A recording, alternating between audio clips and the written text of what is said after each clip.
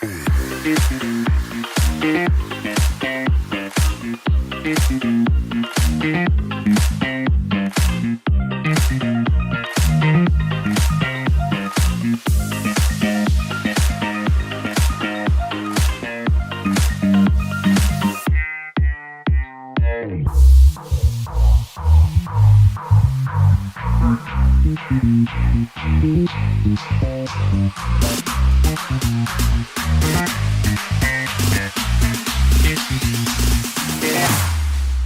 we go now.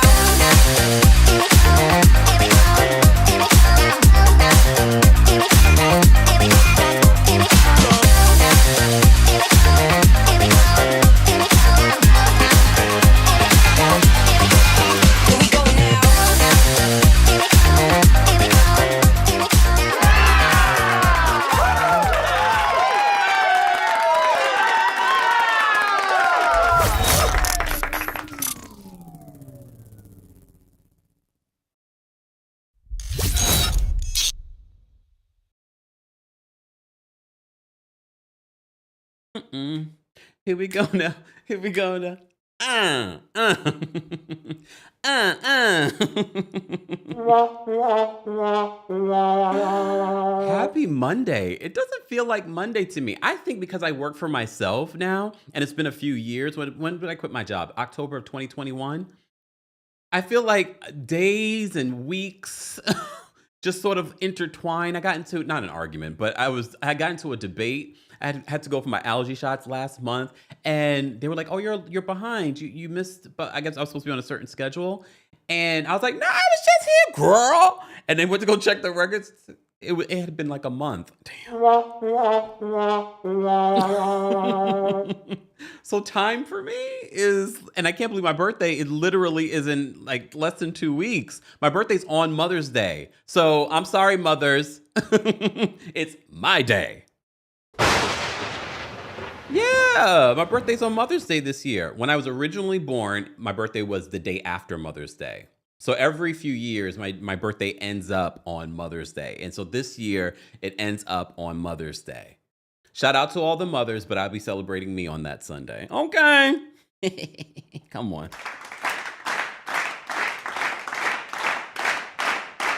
Y'all, breaking news. Breaking news. Portia, Peach Juice, Williams, sometimes go Badia, allegedly, has blocked me again.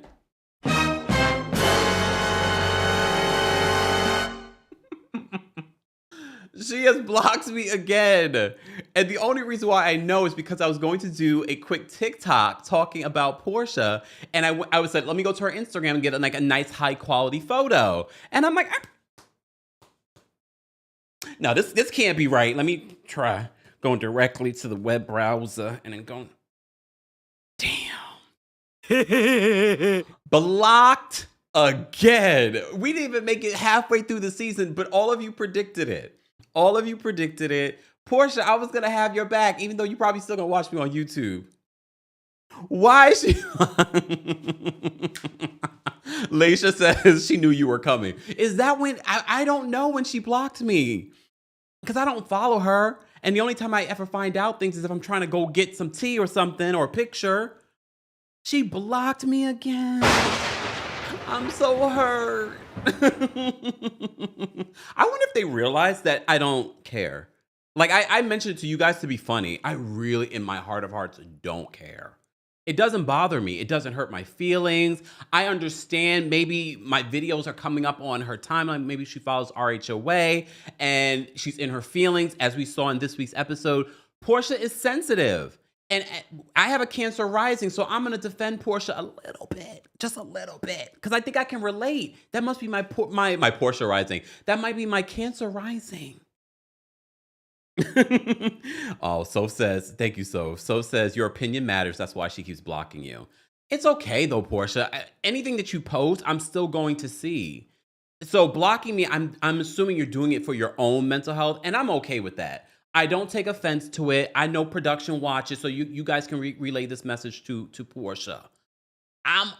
Look, Okay.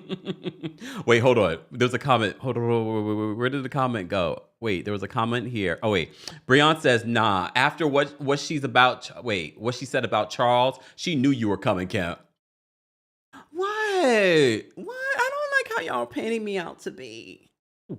But we do have some things to talk about. We do have some things to talk about when it comes to Real Housewives of Atlanta. Guys, how would you rate this week's episode? Again, this week, the rating is not great.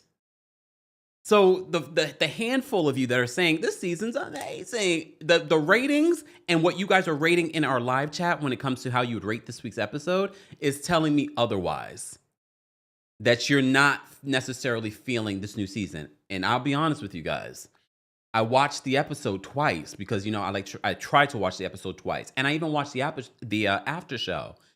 They couldn't even give us a full 19 minutes of the after show about this episode. You get what I'm saying? So that for me is an indication, because usually the after show is like 20-something minutes without commercials. And it varies. But even this particular one, they ended with the talking about the fashions and things like that, including with Phaedra. They couldn't even give us a full 20 minutes. This is episode 8. They couldn't give us a full 20 minutes of the after show. That said a lot to me. I'm enjoying the newbies, though. I'm enjoying Angela. Angela, we got to talk about that audio and video recording that you did. What the hell was that, Angela?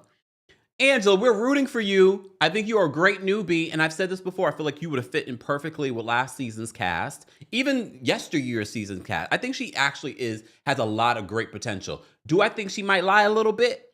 Well, in comparison to the other liars on this show, she's actually a saint. Come on. Okay, she's actually a saint. It's this, honey. In comparison to the other liars on the show, Angela could be the Pope. Okay, come on, calm down. May he rest in peace. I'm sorry, Lord. Don't strike me down, Lord. I take it back. I'm still enjoying Kelly. Kelly hosted an event. By now, you've probably seen all of the photos of Kelly and the event that she hosted.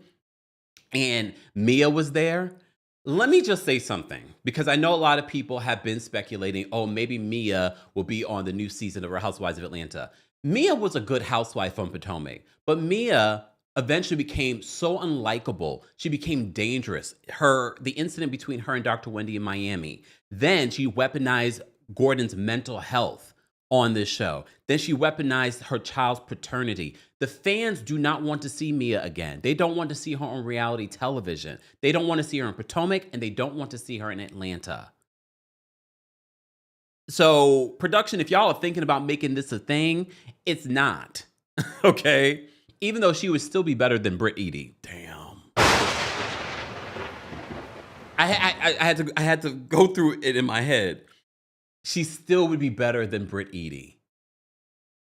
Right? Come on, if we had to compare, if you had to take Britt Eady over Mia, I already know, you have to choose though. You have to choose. If you had to choose between Mia and Britt Eady, choose one. Come on. Come on. Let me know. Guys, did you see Portia and Giselle on Watch What Happens Live last night? It was a fun, cute episode. It was definitely a fun, cute episode. They're actually really friends. Remember, they did the Bravo chat room together. Whatever happened to that? That never came back. I felt like the ratings were decent for it. I'm surprised they didn't keep doing it. It was cheap to do it, too. Remember, they were doing it over Zoom. So why didn't that come back? Anyway, there were some things that I will mention from the Watch What Happens Live that I'll mention here. Speaking of Love Hotel, I know some of you are wondering if I'm going to watch. I did watch the first episode. Yes, you did hear my voice yet again in that episode. They have access to that into perpetuity. Okay. Yeah, I know Shannon Bedore is tired of hearing me say Shannon Bedore drove her car into a home. I'm sorry. But you know what? If you're part of Club Kempire on the paid Apple podcast subscription, I'll talk about Love Hotel and my thoughts there. But I will say this. Shout out to Shannon Bedore for actually taking accountability again during this Love Hotel. We're still waiting on Karen. They did give us an update on Karen. Apparently Giselle has not spoken to Karen, but she's spoken to people that speak to Karen, and apparently Karen is the mother in jail. Are we surprised by that? Not really. Not really. But okay. Winter says they need to cut you a check. Well, it's all right. Use like 5 seconds of my voice. It's all right. Perpetuity. Here we go. Okay. All right. Let's get to this. Last week I struggled to recap Real Housewives of Atlanta. So I'm just going to focus on the things that I want to talk about when it comes to Atlanta. But before we get to that, shout out to our friends over at Factor Meals. As you know, Mondays are very busy. My life is very busy when it comes to creating content for you guys. And you also know I don't love to cook. So Factor Meals makes it very easy for me because all I have to do is pop in one of their meals. In 2 minutes, I have a ready, fresh, dietitian approved, delicious meal. So we've partnered with Factor yet again this month to give you access to quality food, and you might be able to even lose some pounds with them. So shout out to Factor. They said, make this your best season yet with nutritious 2-minute meals from Factor. Eating well has never been this easy. Just heat up and enjoy, giving you more time to do what you want. Okay. One of my favorite things, though, is with 45 weekly menu options, you can pick gourmet meals that fit your goals. Choose from Calorie Smart, Protein Plus, Keto, and more. I love their add-ons as well. Get started at factormeals.com/Kempire50off and use code Kempire50off to get 50% off plus free shipping on your first box. That's code Kempire50off at factormeals.com/Kempire50off for 50% off plus, of course, free shipping. More information on Factor Meals will be available in the description. Guys, as always, don't forget to like the video. Don't forget to share the video. And don't forget to subscribe. I have to say, I looked at my analytics this morning. And shout out to those of you that are subscribed. You guys are watching the content. And now there's a threshold when it comes to your analytics here on YouTube, where a lot of times the people that are watching your videos are not subscribed. I have to say, we are almost at 70% of you that are subscribed that are watching the content. If you're not subscribed and you enjoy what you're watching, if you enjoy this recap, be sure to subscribe because you're missing out. I know you are relying on the Explore page to let you know what's happening here, but you're missing out. You're missing out on posts. You're missing out when I go live. You're missing out on short content. I'm giving you a lot of juicy stuff here on the channel. And for those that are watching me on TikTok, look, TikToking. You never know. Make sure you're following me everywhere. And shout out to those of you watching on Twitch and Twitter as well. We see you guys. Especially Twitch. Twitch, we're streaming in 4K. So I always hear people that watch on Twitch, they say the quality is just not the same on these other platforms. So if you want to get high quality, hey, Carolyn's watching on Twitch, and she says she would choose Brit over Mia. I might have to do a poll. I kind of want to hear what the people are saying. Stay tuned. Even though, in all fairness to Brit, we've only been introduced to Brit for 8 episodes. We've had weeks and weeks of Mia to get to know her personality, so it's a little different. Okay. All right. Moving on, let's get to this episode. Where are my notes? Where do I want to start? Oh, why did they start this episode off? First of all, I have to say Shamia did sound good. The song started off, they do this little country funny parody just to kind of recap what happened in last week's episode.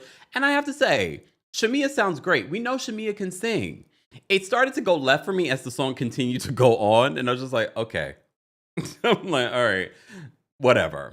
It was cute for a hot second. Then it just went left for a minute there. I was like, okay, I'm over this song. But it was cute. It was definitely cute.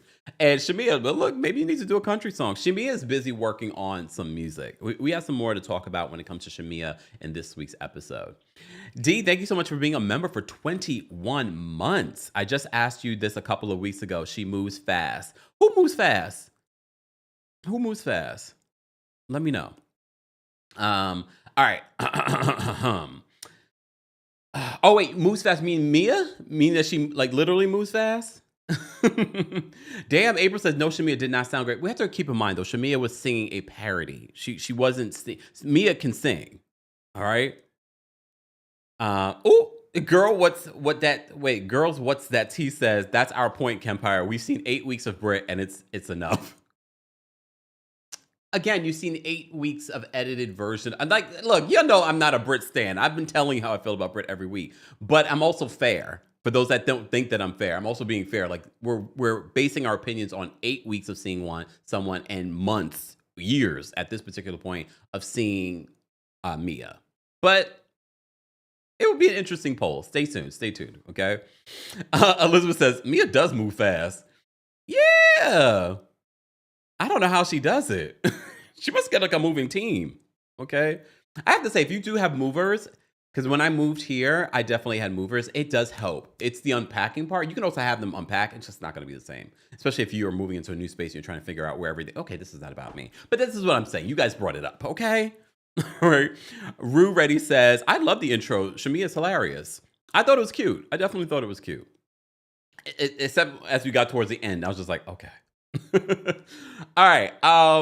So Britt FaceTimes with Mike. He still doesn't like her, even though he says he misses her. Whatever. She does mention to him that she had a conversation.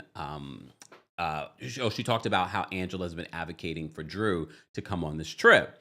Britt says that she feels like she has to keep her guard up with Angela since the peace brunch. We're going to revisit that conversation in a sec. So Shamia then calls Gerald because Gerald is at the doctor's office because Shiloh seems to have some sort of like upper respiratory infection. Okay, so she has some congestion and things like that. So Shamia, and I know some people might be confused why Shamia was emotional. Well, she's a mom. Shiloh has gone through a lot of health issues and challenges since her birth. So her not being there, and she could see, if you saw the FaceTime, you could see that Gerald was sort of like struggling to, take care of Shiloh. And I think part of why she was emotional is because she wishes that she could be there as opposed to just Gerald being there. So I'm going to defend Gerald because I think a lot of people, especially the Bravo universe, can be very harsh, especially if we don't know the full story of their relationship. And I like the fact that in this moment, Shamia says she has not done this alone. Gerald has been by her side through this all the ups and downs when it comes to everything with Shiloh, the losing of her baby recently. So she emphasizes that. So she says if Gerald wants another child, she wants to be able to give that to him. But we also know that Shamia has a loyalty sometimes to a fault. I'm not saying that about Gerald. All that we've seen about Gerald so far has been he's a good guy, a decent guy, especially after what we found out that Shamia has been through in her first marriage. Okay. But she says that Gerald is a great dad. Literally, we're seeing Gerald. We didn't see Shamia's mom or Shamia's nanny or someone there taking the child to the doctor. We saw Gerald there by himself with Shiloh at the doctor. So Shamia gets really emotional about that. But that's where I was sort of like, yeah, we need to talk about that. We need to talk about, because again, we don't see Gerald on the show. We know Gerald does not want to be on the show. We know part of the reason why Shamia has not been on the show was because Gerald did not want to film. And we're still not seeing a lot of Gerald this season. And as someone that's a Taurus and that can relate, y'all already know how I would be if I have a relationship and when I have a relationship. Y'all not going to see that relationship. And here's the thing, Shamia. I'm a little concerned because I think you can only protect your relationship and Gerald to a point.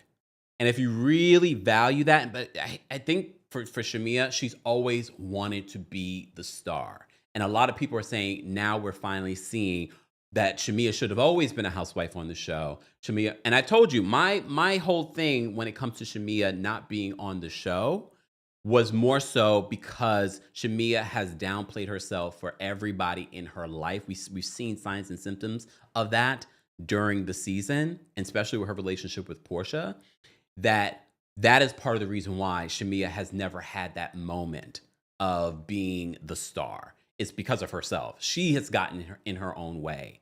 And I think now she's having that moment. I just don't want her to have that moment at the expense of her relationship with her husband, her children, and things like that.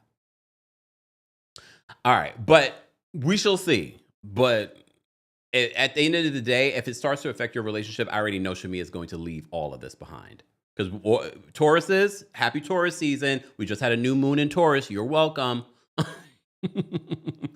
um, I already know she's going to prioritize her family, the love of her life, over this show.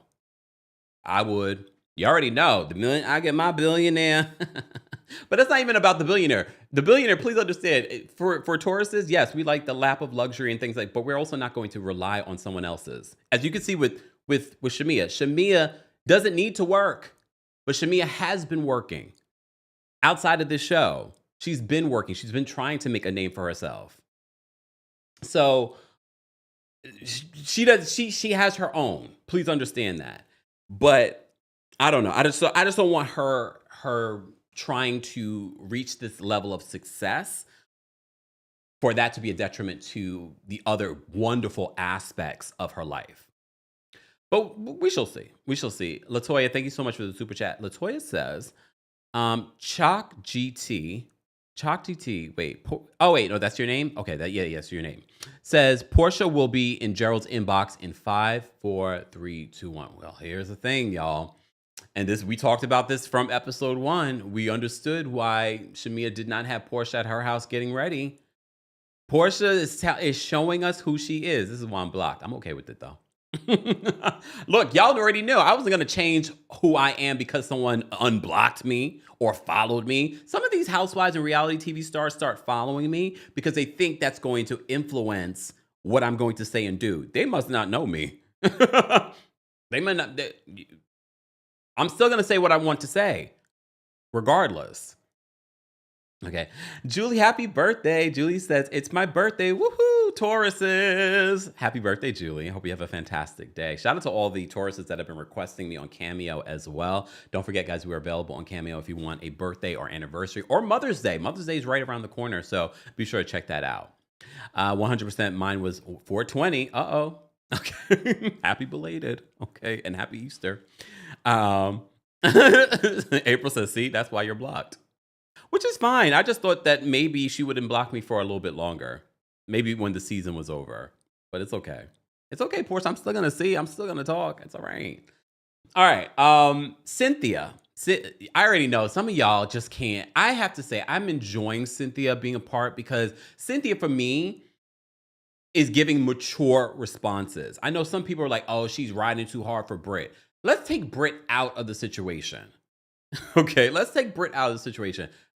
Cynthia is giving level-headed, mature responses. I don't think that she's riding with any side at this particular point, based on what I saw her say during this episode. But you already know, because the Team Twirl and the Kenya stands, because she's not riding hard like some of these other folks like Claudia or some of these other people are riding hard for Kenya, that Cynthia's betraying her. Cynthia's not a good friend.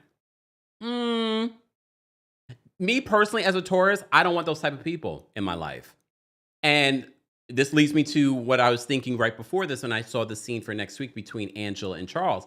I understand that relationship because as a Taurus, we don't need yes people around us. We don't want yes people around us. We want people that are going to tell us the truth. So anyways, I say all that to say Cynthia and Angela have a conversation and they discuss the night before. Because you remember last week's episode, we had Portia's friends in town, Monyetta and all of them in town, and they were talking about Drew coming on the trip, Angela inviting Drew on the trip. If you watch Portia, we did a separate video talking about Portia's last video, and we were talking about how Portia had said that Angela, what we didn't see was Angela kept on bringing up, so how do you feel about Drew coming? How do you feel? And I believe Drew, again, this is a cast trip. I believe Angela was doing production's dirty work. However, she couldn't say that on camera. She has to just ride with, I invited Drew. I wanted Drew to be there. But then I thought to myself, like, I can understand why Angela would want Drew to be there. She's not really that close with any of the women. And I don't know the relationship between Angela and Drew. It made me think, though, watching the episode, I wonder if what we haven't seen on camera between Angela and Drew, where Drew showed Angela, oh, she's actually a decent person. And that's why there is a level of loyalty. We're not, again, I'm talking astrological signs. If you don't like that, you can go somewhere. But I can relate to it because I feel like Drew must have shown Angela something for Angela to feel a kinship or loyalty to her. Remember, I met Drew at BravoCon a few years ago when it was here in New York City.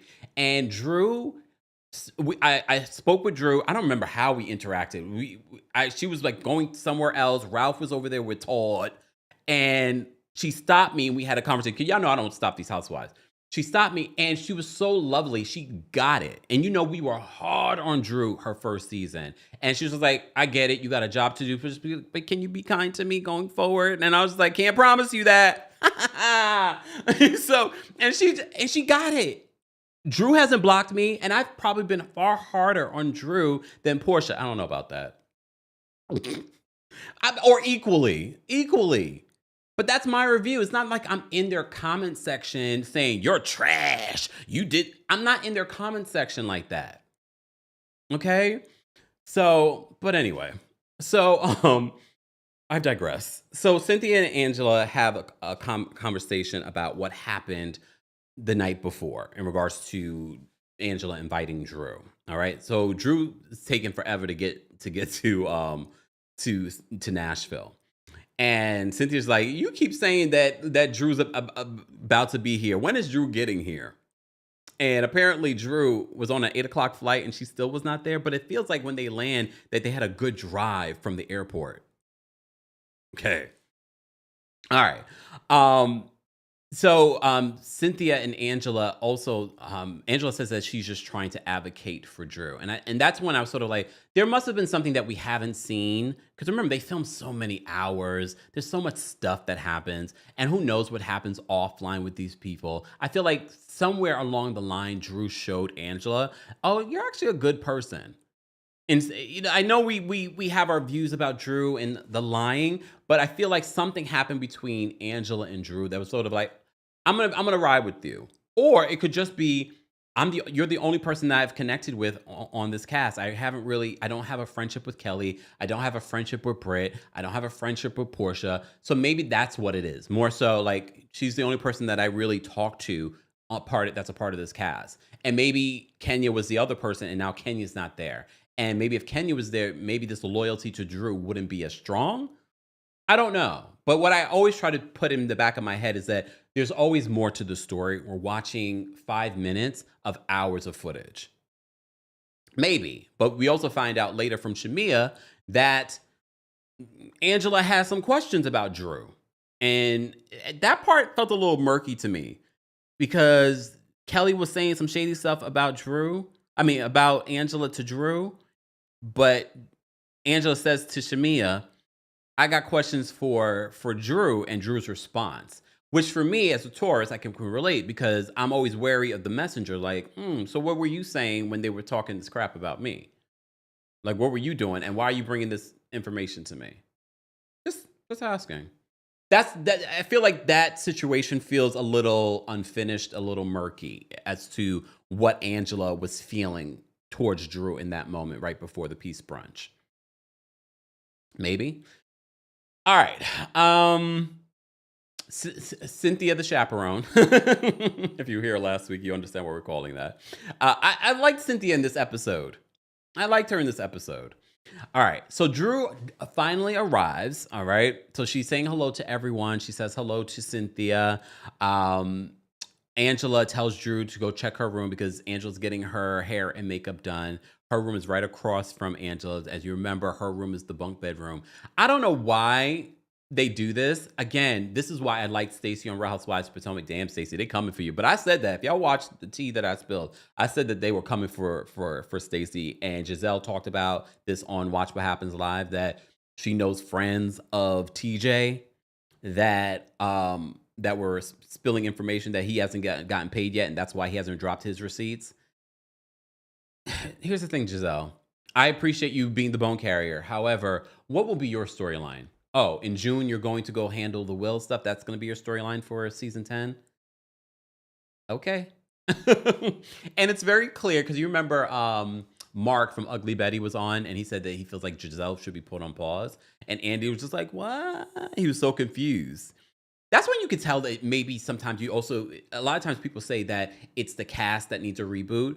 No, sometimes you need a refresh behind the scenes in regards to production. And look, you're not going to get rid of Andy Cohen. What I'm saying is that maybe you need to bring in fresher blood that could guide Andy Cohen. Like, yeah, it probably would need a refresh when it comes or a pause for Giselle. And I'm not saying that Giselle hasn't offered a lot over the years, but sometimes when you're on reality TV for so long, you start self-producing. You stop showing your life. That's why sometimes a pause is good for you.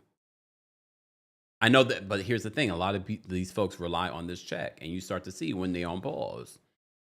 All right. But anyway, so Drew arrives, and again, she goes to her room, and she's like hurt. She's hurt by the room being what it is. Y'all are on a Drew's literally there for 24 hours. They're leaving the next day. I'm not going to give that reaction. I'm going to be like, I've always wanted a bunk bed. This is bringing it all back to why I enjoyed Stacey, because Stacey in that moment, she's like, I've always, mind you, she probably didn't want to be in a bunk bed, but in that moment, she was just like, I've always wanted to be in a bunk bed. I wish Drew would have given that response as opposed to, I mean, she didn't make a huge deal. She could have and made a huge deal about it, but she didn't. But her response was like, oh, they really don't want me here. I would have been jumping on that bunk bed. I'd be like, I haven't been in a bunk bed since I was 10. I love it. I'm only here for 24 hours. Who cares? That's the reaction I would have had. And that's the type of reaction I probably would have had in real life. Because I'm like, it's a room. We're on vacation. I'm not spending the majority of my time in this room. I'm going to get hair and glam in Angela's room. Why make a big deal about it? Especially now that we know it's such a Housewives trope. Not for Beverly Hills, though. For Miami, they did it. I was about to say, it's Miami. They've done it in Miami. I wish they wouldn't do it in Miami. Miami, you guys are on par with the Beverly Hills ladies. Let's not do that next season. Hopefully not. Okay. All right. Angela. Oh wait, Drew says that the room is giving orphanage. It was giving a little orphanage. It was. Okay. Angela asked Drew if she has spoken to Portia. Drew says that in regards to Angela feeling a way about defending Drew, and Drew feels like, Angela, you brought this on yourself. I agree with Drew with that. Angela, you've been the one advocating for Drew. Drew never asked you to advocate for her. We appreciate it, but Drew never asked you to advocate for her. Okay? So Drew's like, you brought this on yourself.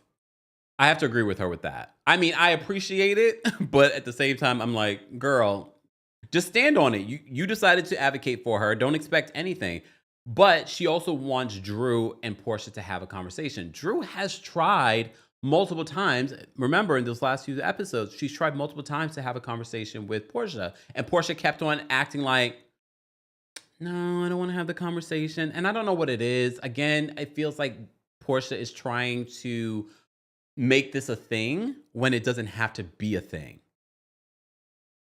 You get what I'm saying? She's making this her storyline. You saw on Watch What Happens Live that she said that she could barely talk about Simon. She also said that she doesn't know if Simon was out of ice. Let me tell y'all something. If Simon was out of ice, we would know. Okay? Simon is not going to be quiet.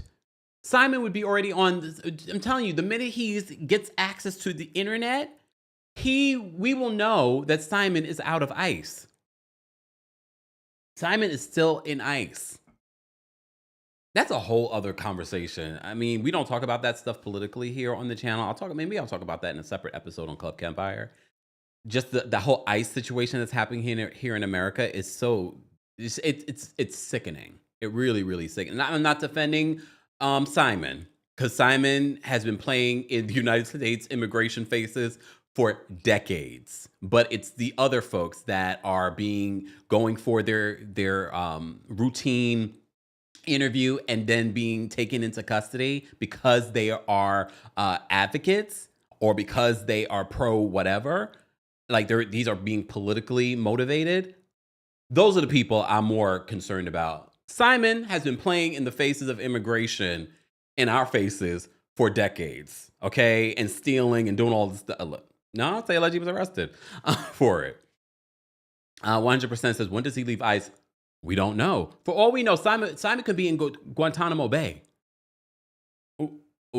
We don't know. We don't know.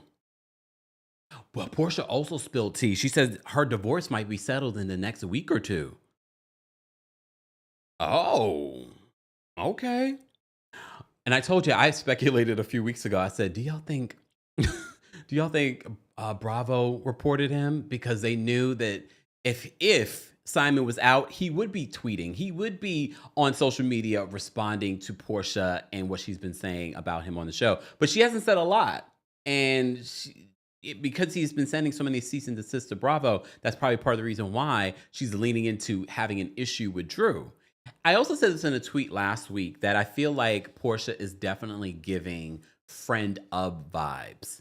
I said this last week, and I'm going to say it again. It's definitely giving that energy. But I also said last night on my Twitter, if you follow me on X or Twitch, or no, not Twitch, on Blue Sky or Threads, so many places now, that I feel like Real Housewives of Atlanta needs a central figure, a leader, for lack of a better word. And I think they thought that was going to be Portia, but Portia was never a leader. Portia is a good co-star, but she's never a leader. And I feel like that's what it's missing. And I know they try to make that Sheree's job. Remember, they tried to do that with Sheree last season, and it just didn't work. Not everyone can be a leader. And I don't think Cynthia can do that either. I think Cynthia also is a good co-star, but not a leader. And this is not me saying that they need to bring Nene back or Kenya back. I'm just saying that energy is needed. It's missing, in my opinion, based off what I'm watching. I'm just a little like, it feels like we got a bunch of young ladies running around the orphanage, orphanage without a chaperone. And Cynthia is the chaperone, but she's the chaperone that you can kind of get away with stuff on. You know what I mean? Like the substitute. Like she's the one you can kind of get away with stuff with because she's so easygoing. Like we need that person that's going to come in and check people. Y'all notice that Portia, when Andy talked about the conversation that Cynthia and Portia had, and she's like, it kind of reminded me of the conversation that I had with Nene. Kind of. But Nene's going to hold you accountable. I don't think Cynthia is. Cynthia's that substitute. Cynthia's that substitute. I think Angela has potential, but Angela doesn't have the long-standing relationships with the other women to necessarily come in right now this season to do that. But she could definitely hold her own. She's just like, I wear a size 11 shoe. I don't remember what size she said she wear. She stands like she's a true Taurus. If you want to see a Taurus, that is a true Taurus right there. Okay? But anyway, I'm going to focus on the things that I want to talk about. I'm not going to go scene by scene, even though I've already started that way. So Cynthia is the chaperone, but she's the chaperone you can kind of get over on. She is. Come on, right? She's the chaperone you can get over on. But she's still going to bring in level-headedness. Here's the thing, though. If Kenya hosted the trip, we'd be hungry. She's not a great host of trips, okay? But she would hold you accountable. I will say that. She will hold you accountable. It will be... Here's the thing. I don't know if... Phaedra might hold you accountable. As you know, Phaedra will probably be appearing in like 4 to 5 weeks, according to Andy Cohen. So it will be interesting to see if she's going to hold anyone accountable, but it's hard to see Phaedra hold anyone accountable when she hasn't even held herself accountable for stuff. So then there's that. I'm going to keep an open mind though. But all right, so Drew has arrived. Drew's hanging around. Portia and Shamia are getting ready. Portia, why you got ribs sitting up in your room? Okay. It's kind of giving me maybe, what's her name? Ariana. Remember when I was judging Ariana when we were talking about Vanderpump Rules and Ariana had open food by her bedside? I don't know if that's what Portia did. I don't know if Portia had it in the refrigerator and brought it back up later on. But she's on a trip. She's not in her house. Even though we talked about the house. But anyways, okay. We're not going to go there anymore. We're moving on. Okay. She got those cold ribs because she said, I'm going to have that for breakfast. Okay. All right. Portia says she feels like Angela is gaslighting her. And again, we're watching an edited version. Based on what Portia said on her YouTube channel, she says that Angela kept on pressing her about Drew coming. So how do you feel about Drew coming? How do you feel? So she says that she felt like Victimina, that's what she was calling her. Mind you, I feel like they're stealing from Angela. Because remember, Angela was the one to come up with Shamina. And I feel like that's what Victimina is coming from. It's stemming from what Angela said. Okay, Queen Angela. Oh, banned by FINRA. Oh. Everyone can get it. Everyone. I don't care if we like you. Everyone can get it. Allegedly. All right. Moving on. So they're getting ready. So Portia says she feels like Angela's gaslighting her. Drew sees Portia when they're getting ready to go into the Sprinter, and she greets Portia. She's like, "Happy birthday!" And she hugs Drew. And I will say, based off of the edit, it doesn't feel like Portia is being mean to Drew. She might be being standoffish. Again, we're watching an edited version, but based on what we saw, it doesn't feel like Portia is being cold to Drew or mean to Drew. If she had walked by Drew and Drew said happy birthday and she was cold to her, then I could be like, okay. But no, she hugged Drew back. So they get into the Sprinter, and Shamia starts getting emotional. And we're all sort of like, what's, because remember, we're thinking maybe it's from the phone call, but it's actually because she got a text from an old friend, an ex-friend, that was mean to her after she had broke up her first marriage. So remember, Shamia was married before. She was married to this well-to-do man. Shamia, look, us Tauruses, we're only going to be with the best, okay? However, this guy was abusive, and she talked about this in past seasons. So they flashed back to when Shamia talked about that. So she was triggered because this ex-friend actually sent her a text message apologizing for being mean and not believing her during that time. So that was really, really interesting. So she gets really emotional, and Cynthia's just like, I've never seen Shamia cry. I've never seen her like this. And I think based off, I've been very critical of Shamia.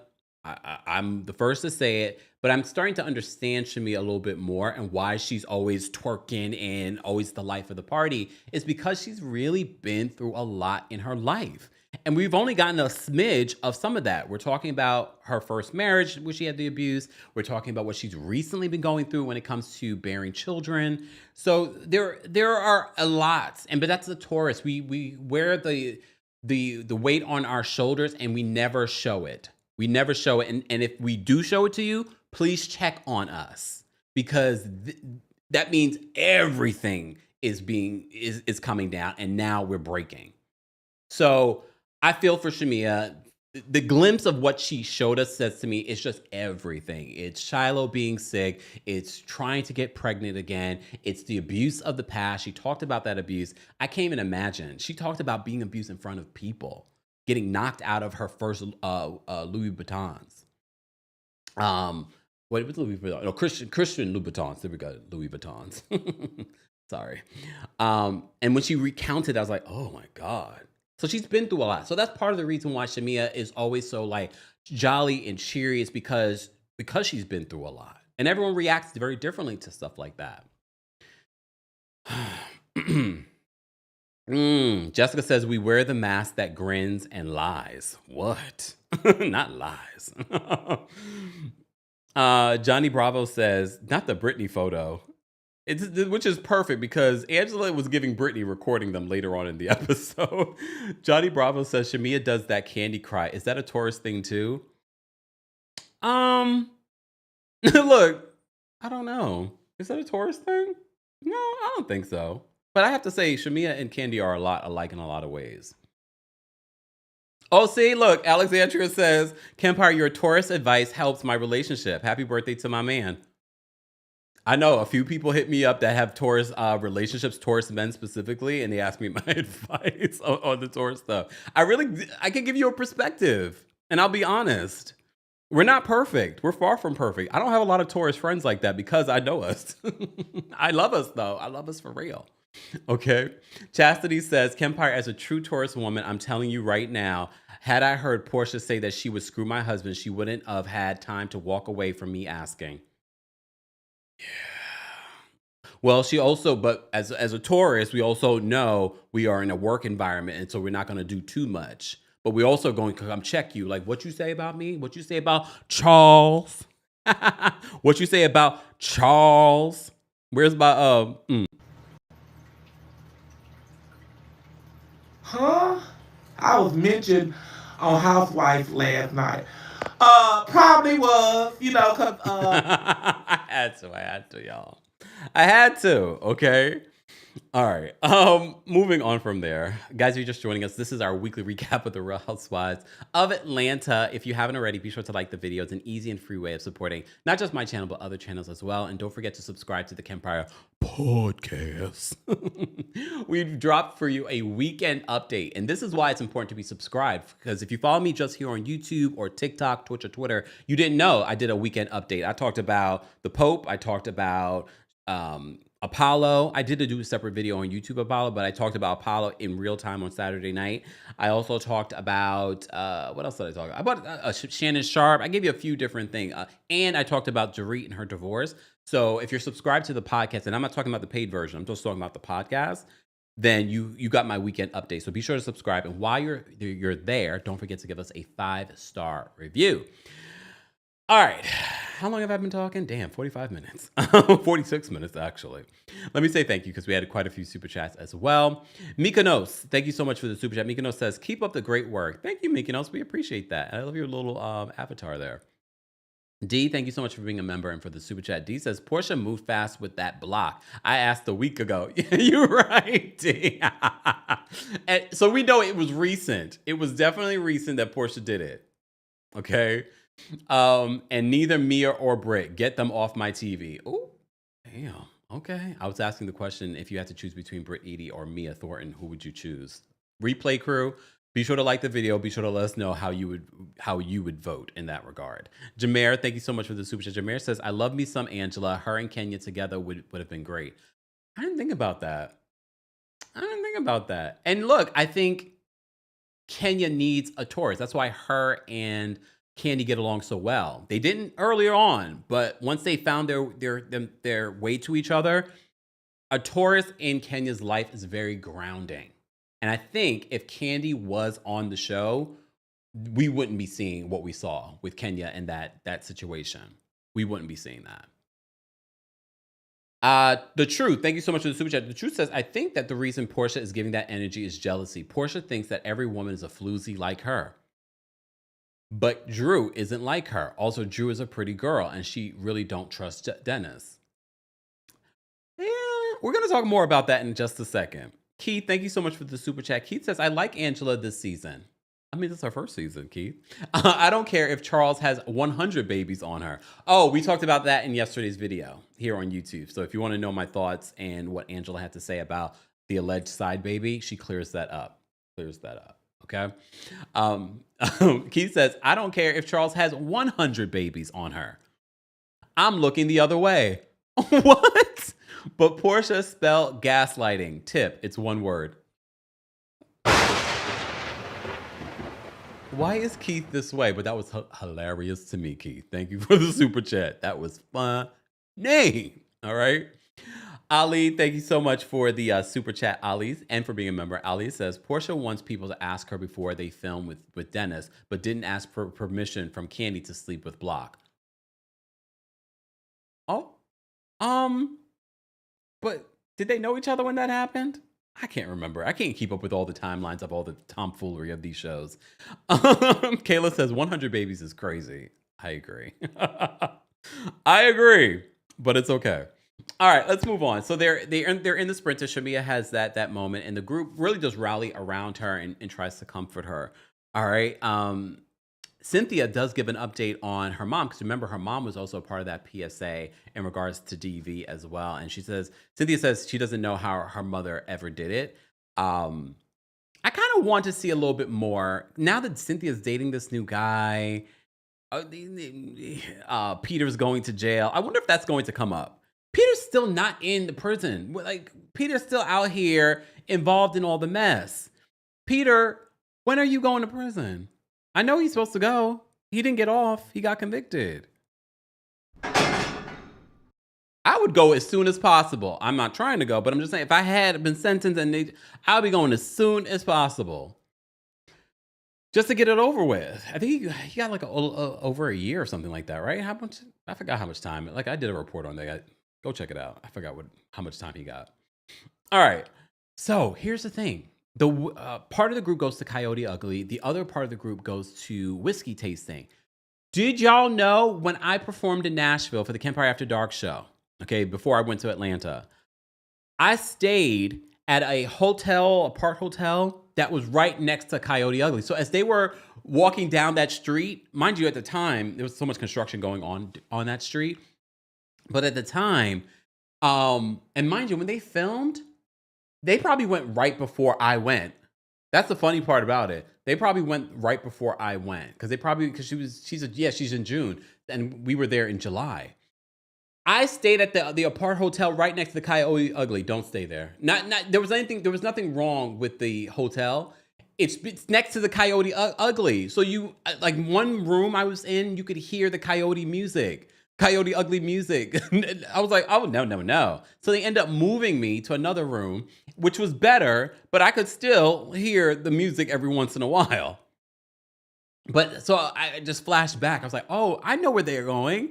And the Coyote Ugly bar is right there. So yeah, so half of the women end up going to the Coyote. That Shamia goes, Portia goes, and Kelly goes to that. So they're turning up, they're doing shots, they're getting on top of the bar, they're doing the shots, taking their heads back, putting their tongue all. Here's the thing. I know they clean those glasses, but they don't clean them that well. I'm not putting my mouth all around. Yeah, look, no, I'm not doing it. So they do it. I'm like, ew. I'm like, okay, yuck. Celia on TikTok says, I'm confused why Britt didn't go. Yeah, I'm actually confused as well because she gets along with them. So maybe Britt just decided, oh, I want to do the whiskey tasting and did not realize who was going to what. Because I think she probably would have gone, but who knows? Because that would have been perfect for her. What the hell was Kelly wearing? Like, I get if you're going to have a good time, but you're walking the streets of Nashville with your breasts hanging out like that with just the nipple coverings. I kept on, I was like, Kelly, like, what are you wearing? And I don't know, but that's just me. I'm not that conservative, but I'm just sort of like, that's not an everyday out on the street attire, right? Not in Nashville. Right? I was like there are kids on the street. Not to say that they were walking the streets of Nashville, but still. I thought that was interesting. Okay. Hey, Doris. Doris says we have the same birthday. May 11th, Doris? Or someone else you're talking about? I'm not going to even read your name. Portia is really throwing me off this season. I think she's throwing everyone off this season because I think she's limited on what she could say about Simon, but I also think that she doesn't want to say too much about Simon because she's scared of what he might say and how he would react on social media. And I think she's trying to produce a storyline with Drew, and it's just not landing for a lot of fans. It was like, we're not getting this. Like, I think if she really engaged with Drew and had the conversation, we could just have a fun season. Like, Portia, you don't have to have conflict to have a fun season. Okay. So they're at the Coyote Ugly. They're taking the shots. The ladies learn how to make a drink. Portia, they end up talking about everything that's happening in the group, and Portia says she's confused with Angela's behavior from the night before. And that's where Shamia talks about what Angela said to her on the way to the peace brunch about having an issue with Drew and what may have been said from Kelly to Drew. And Angela was sort of like, I just kind of want to know, like, what was Drew's reaction? I feel like there's a missing piece to that story that's not making sense. It feels like Angela might be concerned with Drew's intentions or how Drew responded to Kelly or did not respond to Kelly talking trash about her. Again, another reason why I think she wanted Drew on this trip is because she's not in a good place with the other women like that. Oh, okay, Kendra. Kendra says, OMG, May 11th is my husband Darwin's birthday. Taurus season. Kendra, what's your birthday? What are you? What sign are you? I'm just trying to see what signs deal well with Tauruses, okay? Like, I know they say Capricorns, Pisces, Cancers, but I've tried them and I'm not I'm not convinced, okay? All right. Portia says Shamia misrepresented it. I had a feeling like she did too. She made it seem like there was a bigger issue between Drew and Angela, which led Portia to the conclusion that she feels like Angela was setting up Drew by constantly bringing up Drew to her. Like she was sort of trying to cause an issue between Portia and Drew. And I'm not saying that's completely false, because remember, we also had that situation between Britt and Kenya and Angela where it felt like Angela was playing two sides. Remember that? So I kind of still got my good eye, even though I got 20/20 vision on both. Okay. I got both my eyes on Angela. I don't 100% ride with Angela just yet. Okay. Tamika says your birthday is May the 16th and your hubby's birthday is 10/22. That makes him what? A Libra? Right? A Libra? Or almost a Scorpio. I only really know certain signs. All right. Let me take a sip for my water, guys. As I'm doing that, don't forget to like the video. Don't forget to share the video. Don't forget to subscribe. It is a subscribers only live chat. How many people are watching? Shout out to the almost 800 of you watching on Twitch and Twitter. We have 3,000 of you watching on YouTube. Okay. Shout out to those of you watching on Facebook as well. Kat says Aquarius does not get along with Taurus. Maybe not in a relationship, but I have a few Aquarius friends that I get along with. Maybe not in a relationship, but definitely. Thank you, Stacey, for the gifts. Shout out to everyone watching on TikTok as well. TikTok, keep tapping your screens. Let's get to 20,000 likes. We're almost at 11,000. So keep tapping your screens there. And speaking of TikTok, I got to do this CAPTCHA. There we go. All right. Before we do that, guys, for those that are wondering, yes, we are still partnering with our friends over at Rose Forever. Drop your roses in the chat for our giveaway, where Mother's Day literally is less than 2 weeks away, but you still have time because Rose Forever has fantastic shipping options for you as well, but also fantastic bouquets. Do you realize that Mother's Day is less than a month away? Have you even thought about what you're going to get your mother? Well, we are partnering yet again with our friends over at Rose Forever. Roses that will last you at least a year. I've partnered with them multiple times and I have so many of their roses. I've even given them away as gifts. And the last time that we partnered with Rose Forever, it was during Valentine's Day. And look at these roses. And they still have their wonderful rosy scent. But shout out to our friends at Rose Forever. They don't just have roses anymore. They have candles. They have even things for the brides, because some of you are getting married this spring. Just saying.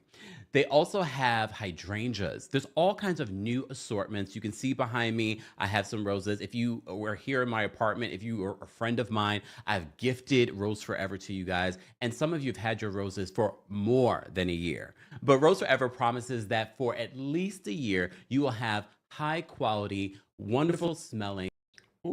Do you realize that Mother's Day is less than a month away? Have you even thought about what you're going to get your mother?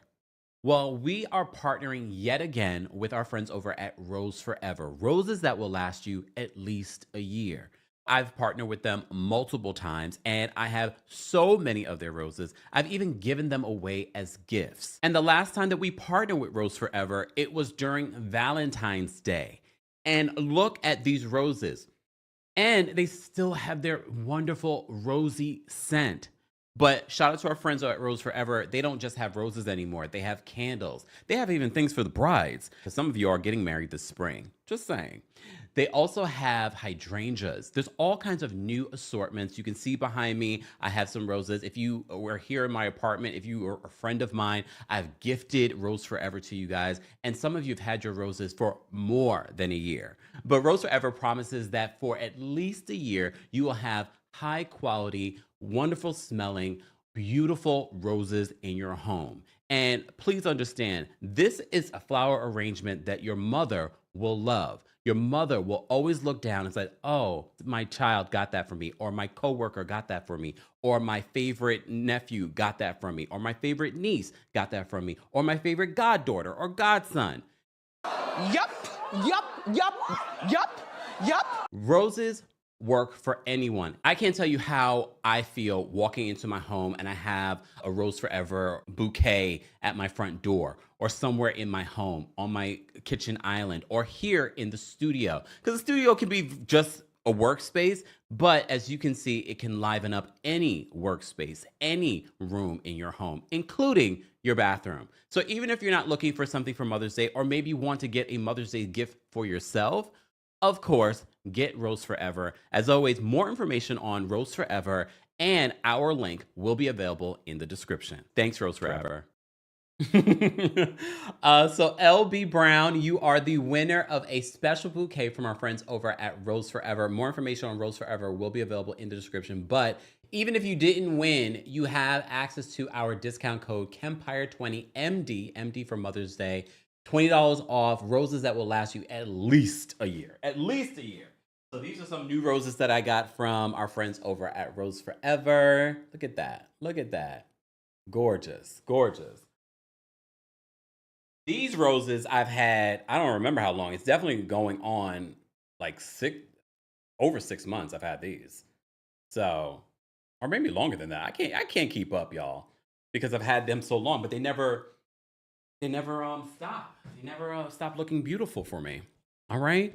Again, some more information on Rose Forever will be available in the description. LB, I see you. LB, email us at kempiredaily@gmail.com and we will get you set up with your roses. Congratulations. And thank you to Rose Forever for being such a great partner over the last few years. If you've been a member of the channel, you know that we've partnered with Rose Forever for a long time. And they are so generous and they allowed us to give roses now to 3 people during this season already. So shout out to Rose Forever. And we've done that in the past for them as well. Again, head on over to the description for more details on how you can get roses for yourself and get $20 off of your order. And again, if you're spending money at the Floors, shout out to the Floors. However, these roses will definitely last you a long time. And they don't just have roses, as I mentioned before. They have other things as well. Hydrangeas, candles, all kinds of really cool things are available there. So be sure to check out the description for more. And congrats to our winner for today. All right. All right, back to Real Housewives of Atlanta's recap. All right, so we had the women at Coyote Ugly talking about Angela and Drew. Then at the whiskey tasting with Cynthia, Drew, Britt, and Angela. Oh, so this is probably why production probably told Britt to go with Angela so that they could have this conversation. They're producing, okay? So that's probably why Britt went, okay? Just so they could probably have some sort of conflict or something. Who knows? All right. So at the whiskey tasting, Drew wonders if she should bring a bottle for Portia as a peace offering. Okay. Angela and Britt then end up having a conversation because Britt understands where Portia's coming from. They feel like Angela makes herself out to be a victim. Okay. A victimina. Okay. So Angela says that she felt like Britt came in feeling very entitled at the peace brunch. So Cynthia comes to Britt's defense. Like, I don't think you guys should judge or tell Britt how she should feel, because how would you feel if you were at this event and someone threw a picture of you with something in your mouth that usually behind closed doors? And I get it. People are going to feel their way about that. We're not going to debate over that. I'm just saying, if you put yourself in Britt's place, regardless of what's happened in the past, okay, that you're going to feel a way about that, okay? So I understand where Cynthia's coming from. She's being level-headed. You can still ride for your friend and be supportive of your friend, but also understand, like, yeah, this is kind of like, you wouldn't want that to happen to you, okay? However, I will say, though, Britt did come in to that peace brunch like everyone should be kissing her butt. I think Drew and Angela, again, I'm still going to defend Angela because I don't think Angela's asking that question was her questioning Britt and whether or not Britt is an honest or dishonest person. I felt like she genuinely was like, what would be the cause for them to suspend your license? Only for us to find out her license wasn't suspended. Her license allegedly was under investigation, which is still questionable. But I agree with Angela. Britt came in with a very entitled energy, as opposed to like, oh, I'm the victim here. Everyone should be kissing my butt. Like, no one can question me. And I'm just like, And I get where Cynthia's coming from. Remember, Cynthia wasn't there. I think maybe if Cynthia was there, she probably would feel a little bit differently. Even though I do agree with Cynthia, how would you feel if someone did this to you? I can understand it. But again, Cynthia was not at the peace brunch. What we saw at the peace brunch, it felt like Britt was coming in like everyone should be coddling her. And I'm like, especially the way she reacted to Angela. She expected everyone to be on her side. And she already didn't like the fact that people were checking up on Kenya. Drew has had a relationship with Kenya. I understand why you would check up on your friend before you check up on Britt. You don't have a relationship with Britt. And Drew says, and again, I have to say, people say a lot about Drew. But she made a lot of sense when she says, what did she say? Oh, I can't remember the exact words that she said in regards to this moment. Okay. But I like the fact that she seemed so level-headed in response to this in regards to Britt. She's like, the fact that we came to this peace brunch was our way of showing up for you. And I was like, I agree with that. Them showing up for this peace brunch was their way of coming to check up on you. I didn't feel like they were coming in like Team Twirl. Well, you got what you deserve. Again, we're watching an edited version. For all we know, they could have said that. And if they did say that, again, this is part of when we talk about context does matter. If we had all seen that, then we could probably like, okay, well, now we understand why Britt came in hot. Maybe. I'm not saying that's what happened. Based on what we saw, it felt like Drew was coming in peace, that Angela had a valid question, but Britt also came in with an energy sort of like, everyone should be bowing down to me. This is my brunch. Was it really her brunch? It felt like it was a brunch to bring peace amongst the group. But she came in sort of like, everyone should be celebrating me. This is all about me. Again, why Angela says you came in with a very entitled energy. All right. So they talked about that. But Angela, one thing I'll say about Angela, she's quick to apologize. She's like, well, you know what? I felt like at one particular point, we were just saying things to be mean to each other. But since I hurt you, I apologize. I have to say, please play back all the times that Angela has apologized. Does she mean it? I don't know. Does she repeat the behavior again? We shall see. Because you already know we have some of these housewives and reality TV stars that will apologize, hey, Dr. Heavenly, and then do the same thing over again. Even though I don't think Angela and Dr. Heavenly are no way in the same at all. So we shall see. Jessica says she definitely said my brunch. She came in entitled. For me, that was the perfect word that Angela used. She came in entitled like this was her brunch, that everyone was there to kiss her butt. And I get what Cynthia's saying, that how would you feel? No one should judge how she should come into the brunch, but the way she came into the brunch was very defensive. And it's not like Kenya was there. And it came like not only did she come in entitled at the brunch, she came in almost, someone said this, I don't remember if it was an interview or if it was on the show, almost celebratory that Kenya had just lost her job and her position on the show. That was Kenya's fault, but the fact that you're coming in and this is my friend, and you're coming in celebrating the fact that she's no longer here and that we're supposed to sort of bow down to you. I understand what people might be like, But again, Cynthia's coming from the perspective she wasn't at the brunch. But okay. Exactly. Jean says, I appreciate Angela's willingness to put the pettiness to rest. But that's grown woman stuff. I think that's why a lot of people like Angela, is because she sort of reminds them of what they like about Real Housewives and the maturity and the age bracket of what we're used to on this show. And that's the thing too. Even if you're young, because remember Angela, I know a lot of people say that they feel like she's older. She's like 43. They feel like, I don't think she looks 43. I think her maturity just feels older. She feels like she's an older soul. I don't feel like she looks like haggard. I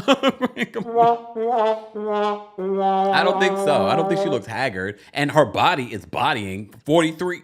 Her body is bodying.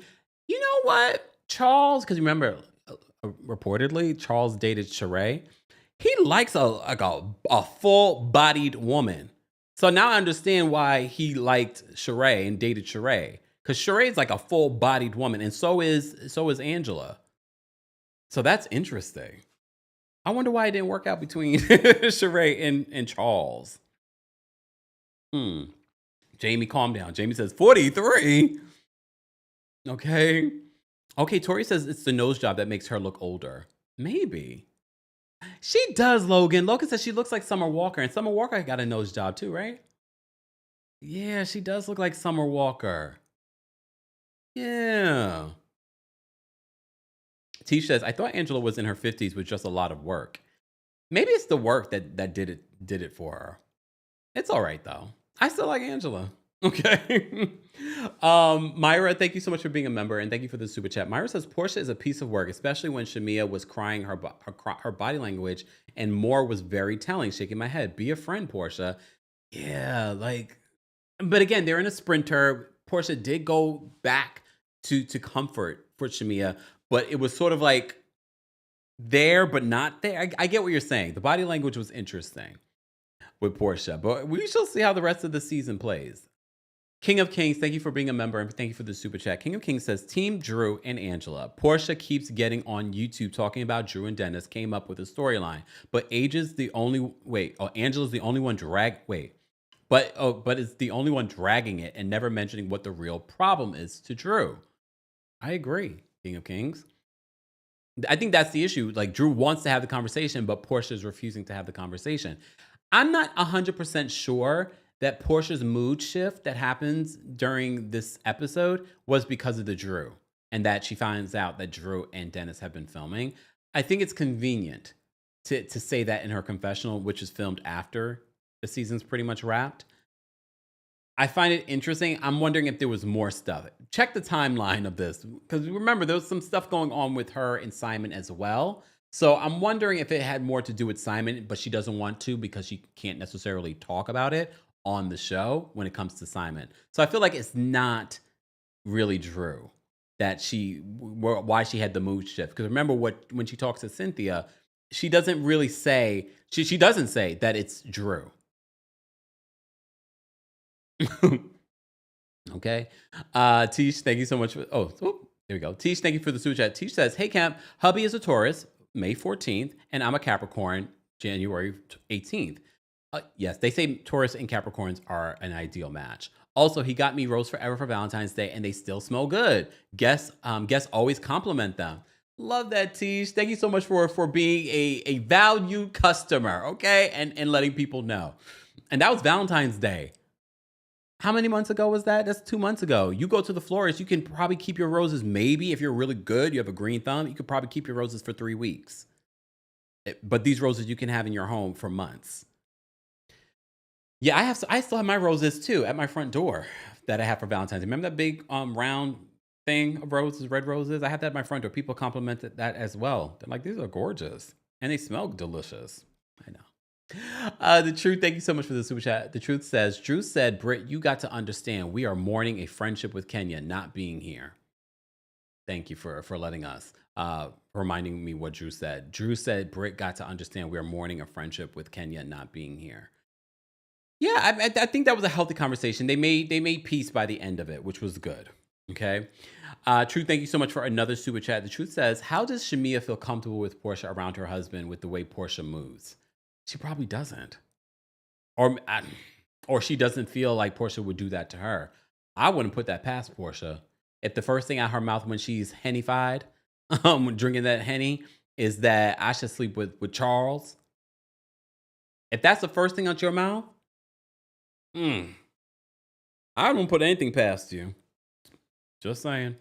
All right, guys. Let me move on because we still have a few more things to get through. And I'm going to drop the call link now before I forget for our Royal Court members and senior royals first. So let me do that right now before I forget. And shout out to those of you that are in the live chat here on YouTube. Keep liking the video. Once we get to 1,200 likes, I will drop the call link for the live chat as well. Okay. And if you missed any of our updates over the weekend, guys, be sure to check that out both here on YouTube and on the podcast. We had a weekend update that's exclusive to the podcast. So be sure to check that out. Royal Court members, I am dropping the call-in link, and senior royals, I'm dropping the call link for you guys now on the post tab here on YouTube. And Team Kempire members, I'll drop it for you in just a second. Okay? All right. So back to this. So at the whiskey tasting, they seem to finalize their issues between Angela and Britt. She seems more than willing to apologize, Angela. I can appreciate that. I felt like she apologized so many times during this week's episode. Okay. Then they head back. Cynthia, I didn't know. I mean, I think we knew that Cynthia could drink. So Cynthia is good. Apparently, Britt's a lightweight because Britt's back there like the sidebar. No, I'll talk about Love Hotel when we do a Club of Kempire episode this week. Stay tuned. I have a lot to talk about, including the Netflix show You. I'm going to talk about it during our Club Kempire episode this week. I got thoughts, y'all. Thoughts. So join today. There is a free 3-day trial. Mods, if we can post, there is a link in the description, but mods, if we can post a link to the Kempire podcast on Apple, you can gain access to it via the app or the website for those that don't have an Apple product and join Club Kempire. That's where I'm talking about like the White Lotus or other things that I haven't talked about anywhere else. Okay. All right. So as they're getting ready, Cynthia comes down and the cowboys are there. And so, she's flirting a little bit. Mind you, she's ready for another drink. They had at the whiskey tasting and we seen Cynthia take it back and she seems fine. But Cynthia says that Britt's a lightweight and apparently she can, I mean, she's a Pisces. Careful, Cynthia, with all that drinking. Pisces are prone to overindulging, but she seems like she could hold her own with it. Okay, so she comes down and she's sort of like, there's a little flirtation. That black cowboy was kind of fun. He looked young though. He looked real young, like 20s young. So I was just like, careful, Cynthia. But Cynthia at this particular point is single. Okay. Don't let me get started talking about what I talked about last week, because I listened back to last week's recap and the way I started talking about Lenny Kravitz. We're gonna move on. Still like, Cynthia, her and Lenny Kravitz would have been a couple. I don't understand why he didn't call her back though. Why didn't he call her? He got her number and everything. Just asking. That would have been a hot couple. Cynthia, you could have been at his Parisian home. It's fabulous Parisian home. But all right, we're moving on. He's a Gemini, though.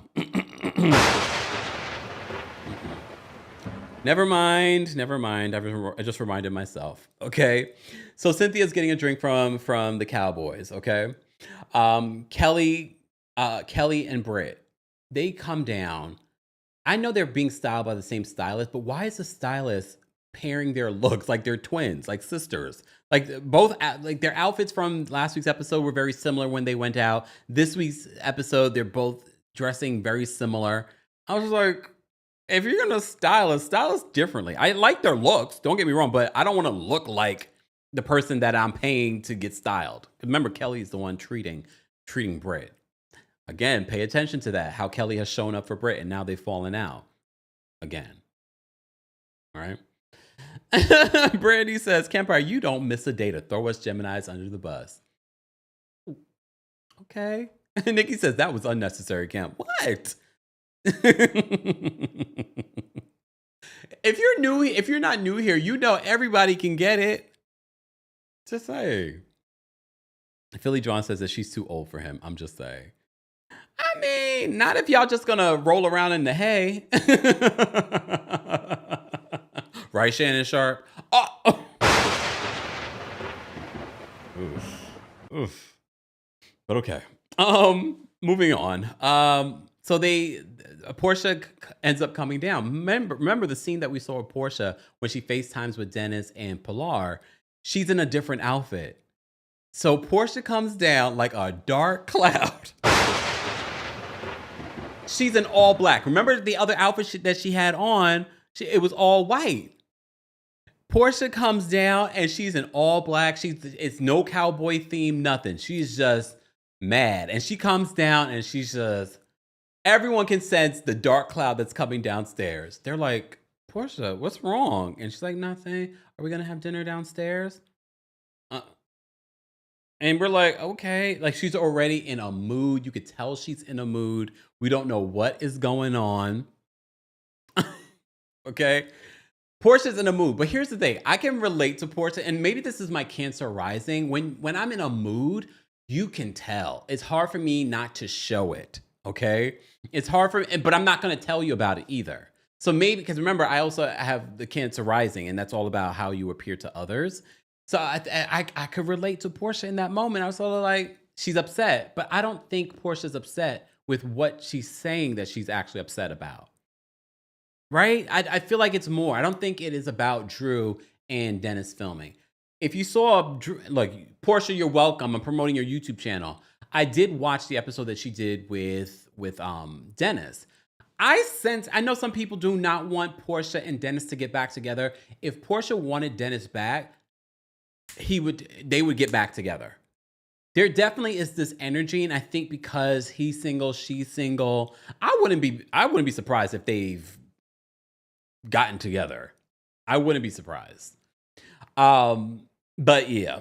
So I did watch that episode where Dennis was on there. There's still some sexual energy between Portia and Dennis. Okay. Ambi says, I want Portia off the streets. Well, damn. Set me free. All right. Why? Because you don't want to take in your man, Ambi? I don't think that would stop her, though, right? I wonder. Look, cancers. No, I think no, I don't know about that. Cancers. Question for you: when you're in a relationship, are you 100% loyal to that person? Just asking. Or do you think Portia was still in these streets even though she was married to Simon? We never heard anything. This is why I'm blocked. Dark and Lovely says, oh, I lost your comment, Dark and Lovely. Dark and Lovely said, where is it? Oh, here it goes. Absolutely, Kempire. There is chemistry between Dennis and Portia. What's Dennis's sign? Can you guys let me know? What is Dennis McKinley's birthday, his sign? Because that might make some more sense. I don't know what it is. Mary Jane's baby says, Portia's only hanging around Dennis because Scambadia is on ice. The way that you put that together was perfect. Not on ice. Like he got arrested by ICE, and now he's on ice because he can't tweet. Yeah, that was good. That was good. Megan says, yes, we're loyal until you're not. Just saying, like, cancers are not so. All right, we're gonna move on. Okay, we're gonna move on because I do want to get to the callers. Okay, guys, I do want to get to the callers. So I'm gonna run through this because I have my thoughts. Okay, so they do the line dancing. They bring out the line dance instructor. So that it's sort of like, this is the line dance. I think they were expecting, if you were going to like Magic Mike or something, but the guys do end up coming out. Drew is not impressed. And to be honest with you, all I saw were arms. Those hats were blocking the faces. If we were just to base it off the arms, okay, they were fine. But I couldn't see their faces, so I don't know. Okay, I don't know whether or not these guys were fine. The only fine one that I saw was the guy that was on the inside, the black guy. Everyone else was kind of butterface.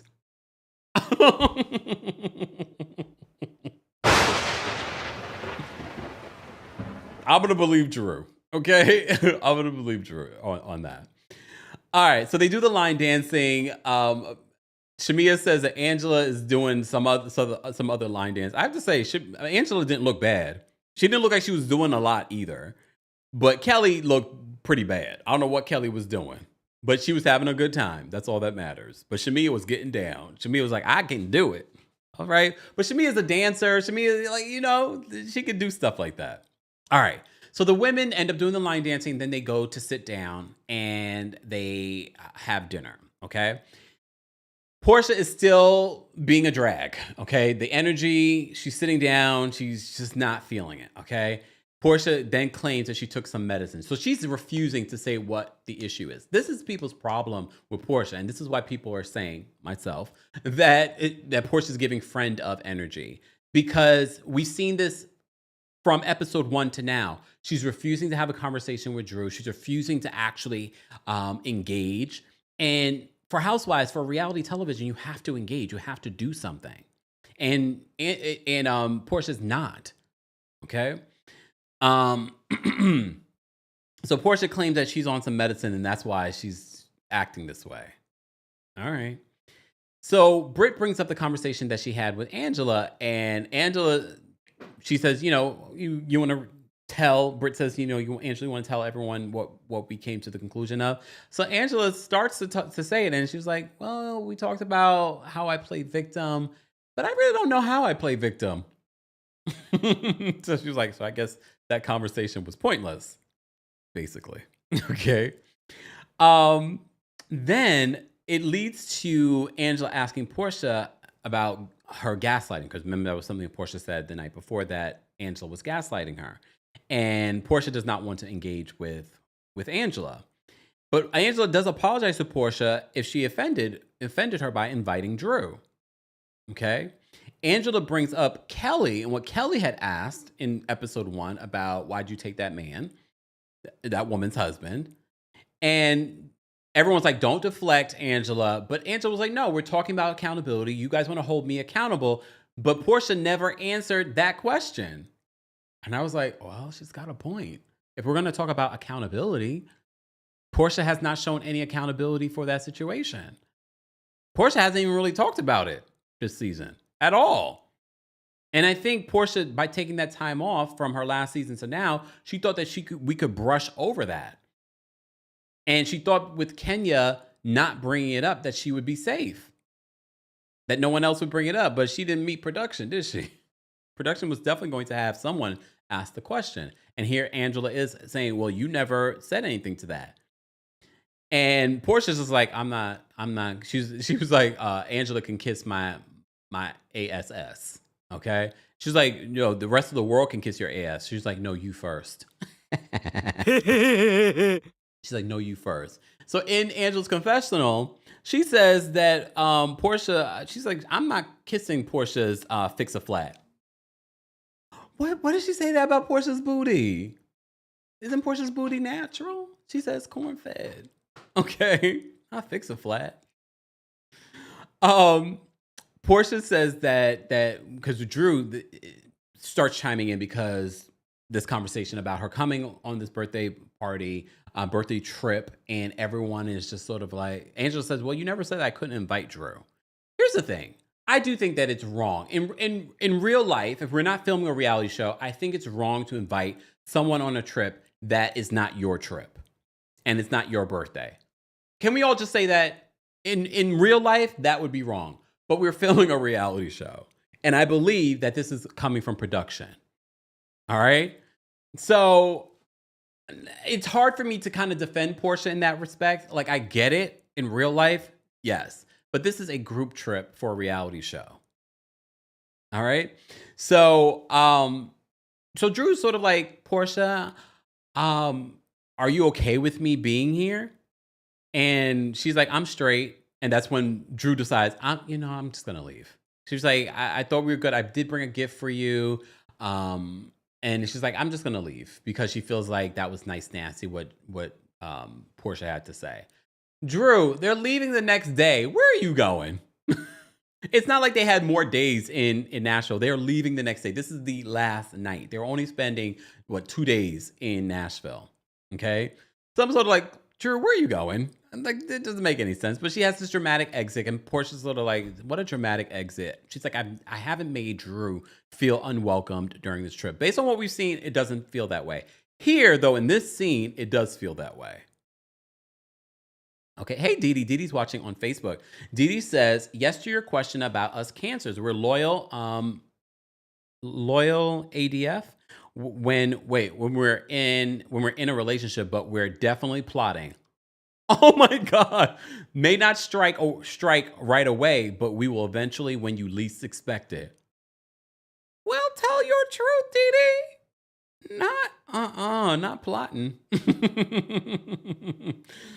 Probably. I could see that. If you're a Team Kempire member, I'm dropping the call link for you guys as well. We already have quite a few royal court members and senior royals behind the scenes. We've already dropped the call link for our all of our members. Live chat, once we get to 1,200 likes, I will drop the call link for you guys as well. We're talking about the latest episode of The Real Housewives of Atlanta. We're at the dinner where Portia is still just a Debbie Downer. I don't know if I believe that this is because Dennis is filming. Or that it's just because Dennis is filming. I feel like something else happened around this time, and it's hard to pinpoint because we don't know when this was filmed. We kind of do. This was around her birthday, so this was around June when they were filming. So I'm wondering, remember, there was a lot of stuff with Simon on social media, a lot of in court stuff. And I wonder, because she can't talk about the Simon of it all, she's going to make it about Drew. But at the same time, she's not having the conversation with Drew. But all right. So Drew walks away from the table.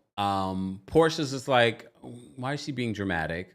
Then we have this separate scene with Portia and Cynthia about what she's going through. And it's a sweet conversation. Again, this is Portia, one of the orphans, going up to speak with with the chaperone, who's going to say, whoa, whoa, whoa. Look, hold on. Whoa, whoa, whoa.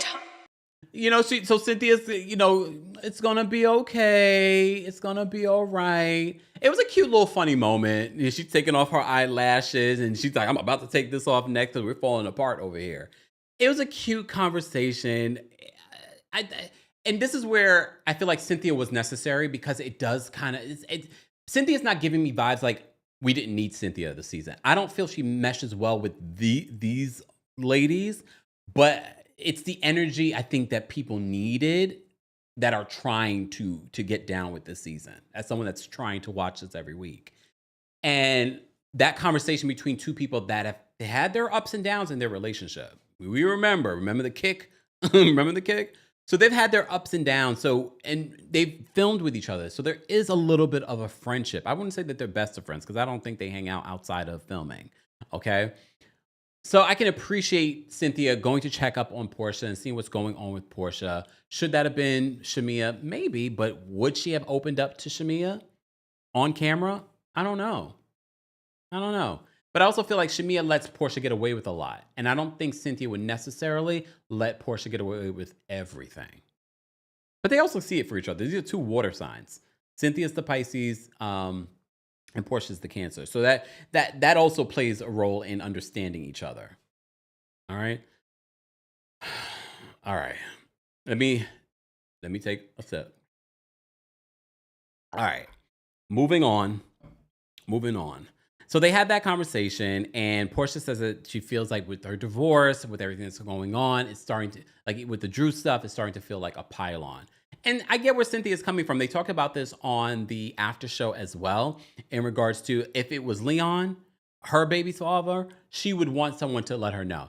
And I don't think anyone disagrees with that, right? I don't think we disagree with that. But I think it's Portia's refusal to have the conversation so that they can make amends and move on. Drew talks about that as well. Drew on social media, I actually saved the comments. So Drew on social media talked about this. Let me just play this. Not play it for you. Let me read the comments that Drew said on social media.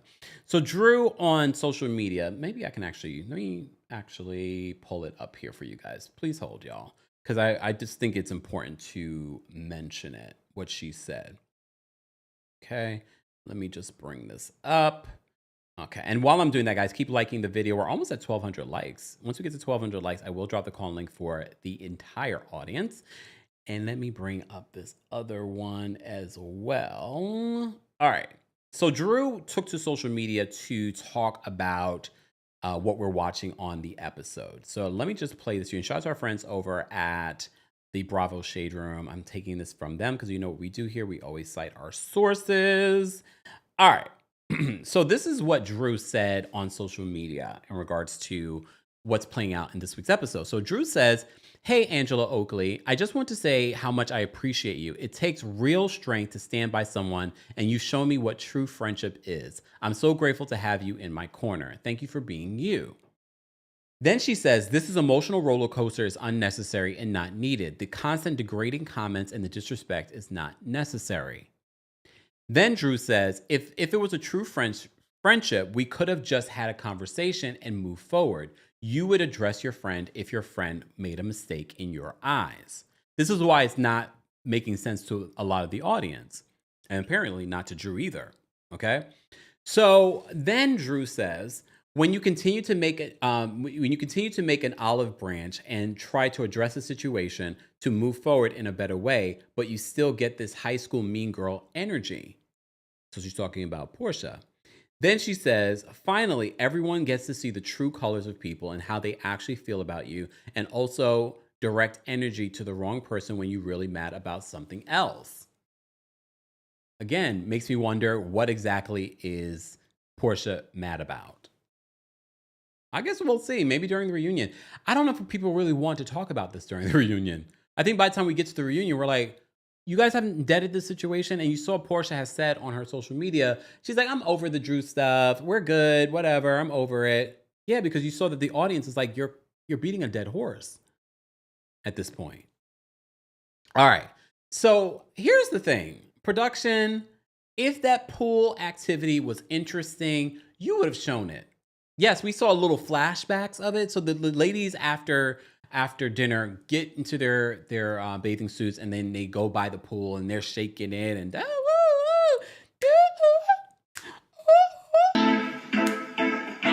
you know, they're doing all that stuff. Okay, fine. So apparently Angela, very Taurus, okay, I'm going to bed. And she doesn't feel like she's connected to the majority of those women. She's like, I'm going to bed. Drew's not out there with them, so why would she go out there? So her room is right by the pool, and she's on the phone with Charles. She's on the phone with Charles, and she hears her name. And she hears them speaking about, they're talking about the way what she's got on. And then she says she hears them talk about Charles and how Shamia says, I hear he's talking to multiple women. We see in next week's episode, apparently she heard Shamia say that he has some woman in New York. Oh, I wouldn't be surprised. Remember, he was here in New York at one particular point. All right.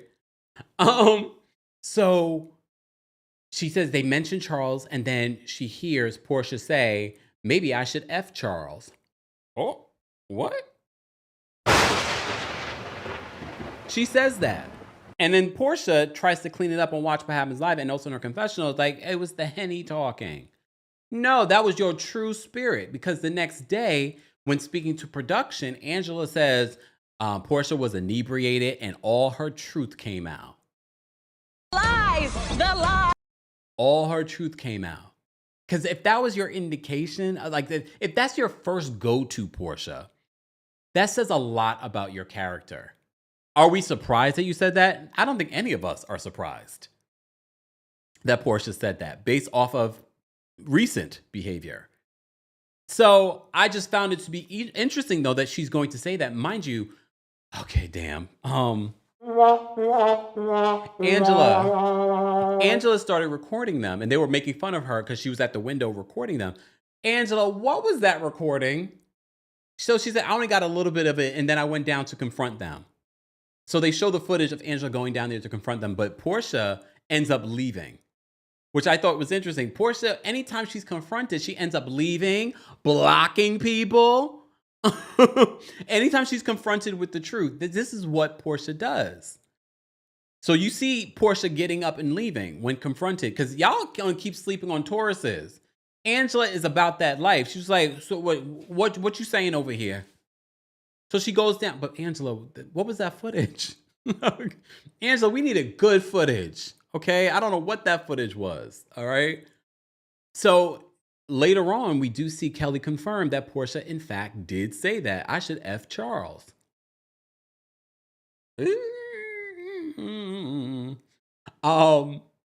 So they talk about what happened the night before, about Angela coming down, recording them, and immediately when they said that Angela was recording them, I was like, was Brittany from Salt Lake City here? But at least with Brittany, it looked like Brittany was going to get some quality recording. I don't know what Angela was recording, but Angela does go down and confront them. Portia hightails it out of there. And I don't blame Angela for being upset. And the next day, Angela's sitting, waiting for her, getting ready to leave. And then Kelly, because Kelly's just that energy. I don't think Kelly means any harm. I don't know what Kelly may have said at the pool. I don't know if she had some things to say about what Angela had on, probably. I don't know. But I wonder what Kelly thinks, though, about what Portia had to say in regards to sleeping with somebody else's husband and mentioning that as a threat. Just saying, I'm just asking. But damn, do I have that? Do I have that on here? Wait, do I have that? Hold on, y'all. I have that one. Hold on. I'm trying to see if I have. Do I not have damn, I thought I had that on here, y'all. I don't have the poor behavior thing on here. Damn, I thought I did. Look, I have this one. Fuck your flowers. I have that one. I thought I had the one when Candy says poor behavior. I need to add that. Noted. All right. So I understand when Angela, again, very Taurus energy. Thank you, Keita, on TikTok. Very Taurus energy when someone comes up to you and she's pissed. Angela is truly upset. The fact that first of all, they were talking about, God only knows what else was said, but she's also talking about how you're talking about my husband sleeping with other people. Mind you, this stuff is being filmed. Angela knows this is being filmed with them at the pool. You're talking about my husband now? What has Angela done to these women to warrant talking about her husband or warrant Portia talking about, oh, I should sleep with him? What has Angela done so bad? Okay, she invited Drew. Fine. What has Angela done so bad to say, oh, I'm spilling all this tea about Charles, or to talk about I'm going to sleep with your husband? What has Angela done to you, Portia, that has been so bad? Just asking. I think that's quite telling. If that's your, again, Portia, if that's your go-to. But okay, so Kelly tries to greet Angela in the morning, but Angela was just like, "Don't do that." She's like, "I'm not doing that." She's like, "But this is who I." She's like, "I'm real. I don't do that. I'm not doing that." She's like, "But this is who I am," and I believe that's who Kelly is. But again, I don't know what Kelly may or may have not said at the pool about Angela, and Angela's like, "I'm not doing that. I'm not doing that. Please stop that." I love it. I love it. So as Angela's leaving, you hear Angela say, she's just like, all of those people are Portia's minions. Shamia, I have to say, I agree with her when it comes to Shamia. We've seen that. Shamia, Britt. If you watch Britt in the after show, clearly a Portia minion at this point because she's aligning herself with Portia probably to save her job. And I believe production has told Portia to support Britt because they see the amount of backlash that Britt has been getting since the season started. So they're using Portia. Like, I feel like Portia is more than willing to be used by the network, and that's why she's doing the YouTube and these like she's willing to do what the network needs her to do because they're paying her a lot of money, and she doesn't have a storyline. She's a very expensive friend up this season. Someone said that Portia is the true Jezebel, the Jezebel spirit. I mean, if that's your go-to when you're talking about someone's husband, I should F your husband. Like, there's so many clapbacks that come to mind. That's never one that comes to mind when speaking to someone that's married. I should F your husband. That's not the first thing that comes to mind for me. Ooh, Kalechi says, when you say something when you're drunk, it's in your spirit. Oh, not in your spirit. All right, I've been talking for an hour and almost 45 minutes. I've been talking.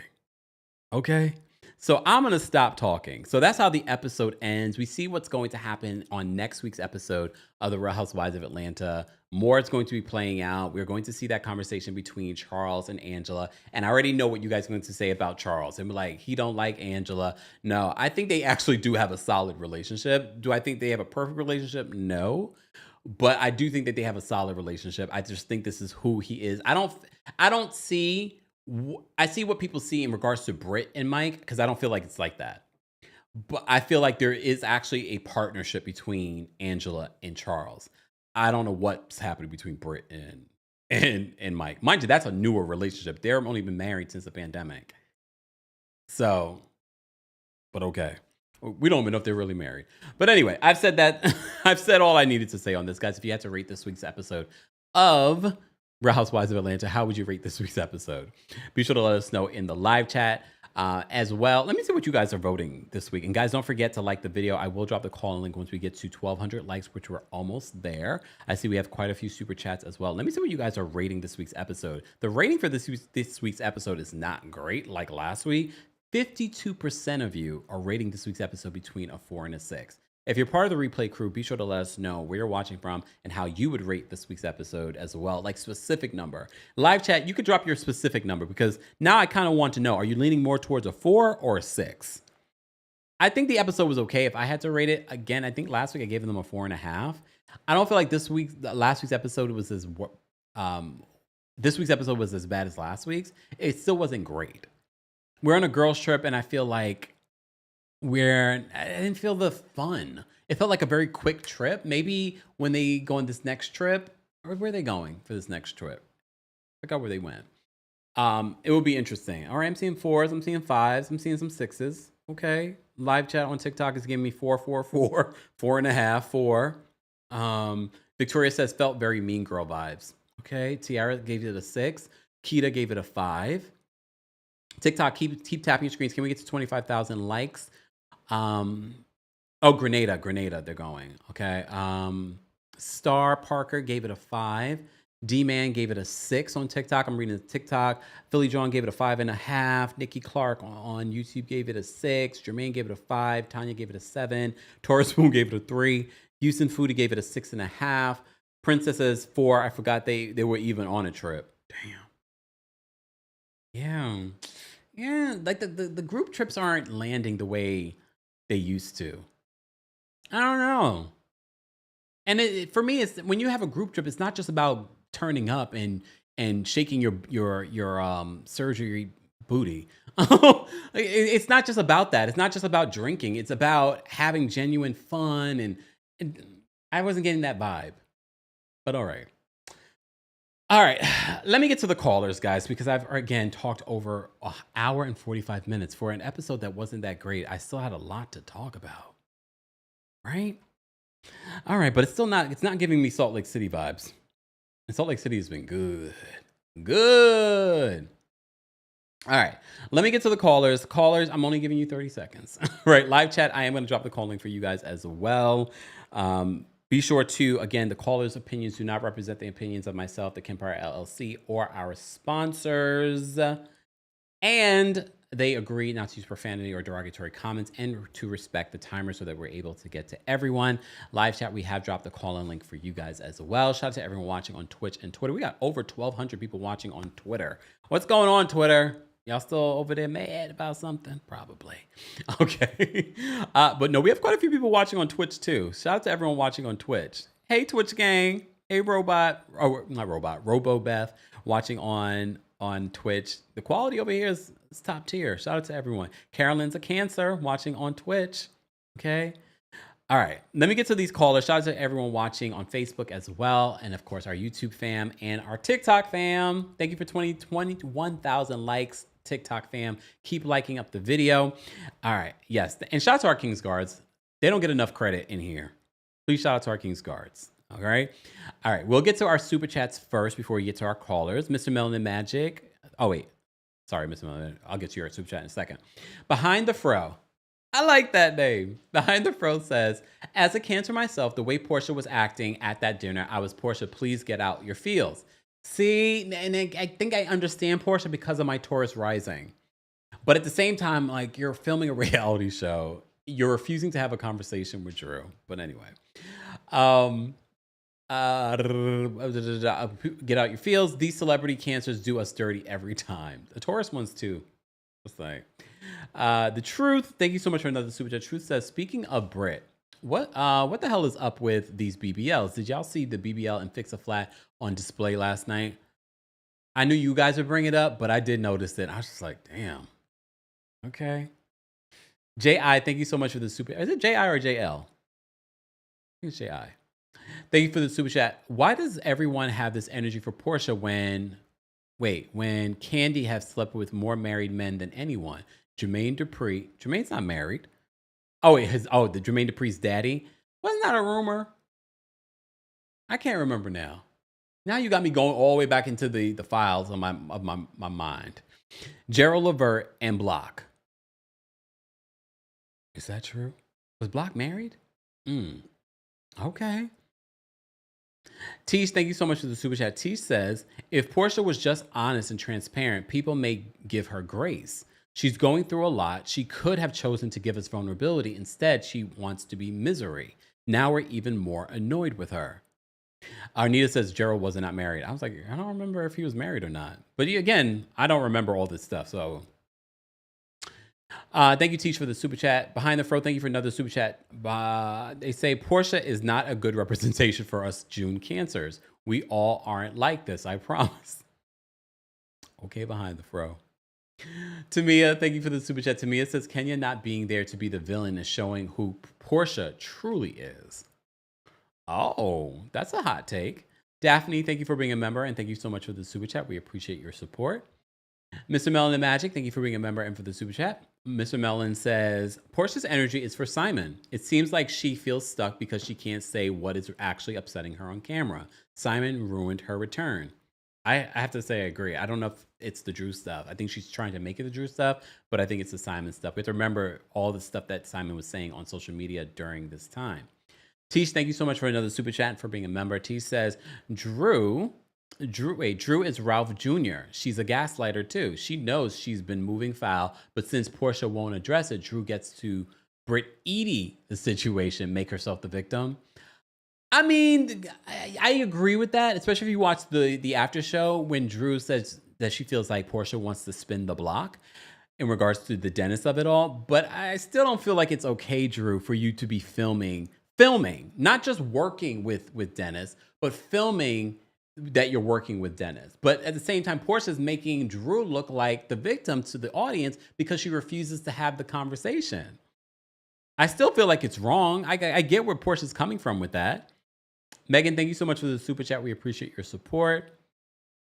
Cece, thank you for being a member and thank you for the super chat. Cece says, on Portia's YouTube video featuring Dennis, she said someone whose name begins with O was also in her DMs. Who names begins with O? Odell Beckham? Who? Jay, thank you so much for another super chat. Jay says, Angela can dish it, but can't take it. You want to ask about who man I'm taking? Don't get mad when I'll take your man. Hashtag Pete Team Portia. I mean, you bring up a valid point, and maybe that's why they were talking about her man, because of the whole asking. But that's the difference, though, in regards to Angela talking about accountability. If it's one thing talking about you, Portia, taking someone's man versus someone taking Angela's man, because then Angela's still the victim in the situation. She is the wife. So I can understand as the wife why she might feel a way about being around you. Just saying. But again, Fallon wasn't innocent, but all right. Keith, thank you for the super chat. Keith says, this Jezebel spirit of hers. This explains why she had 2 ex-husbands and a baby daddy under her belt. And unpopular, I'm not feeling Shamia.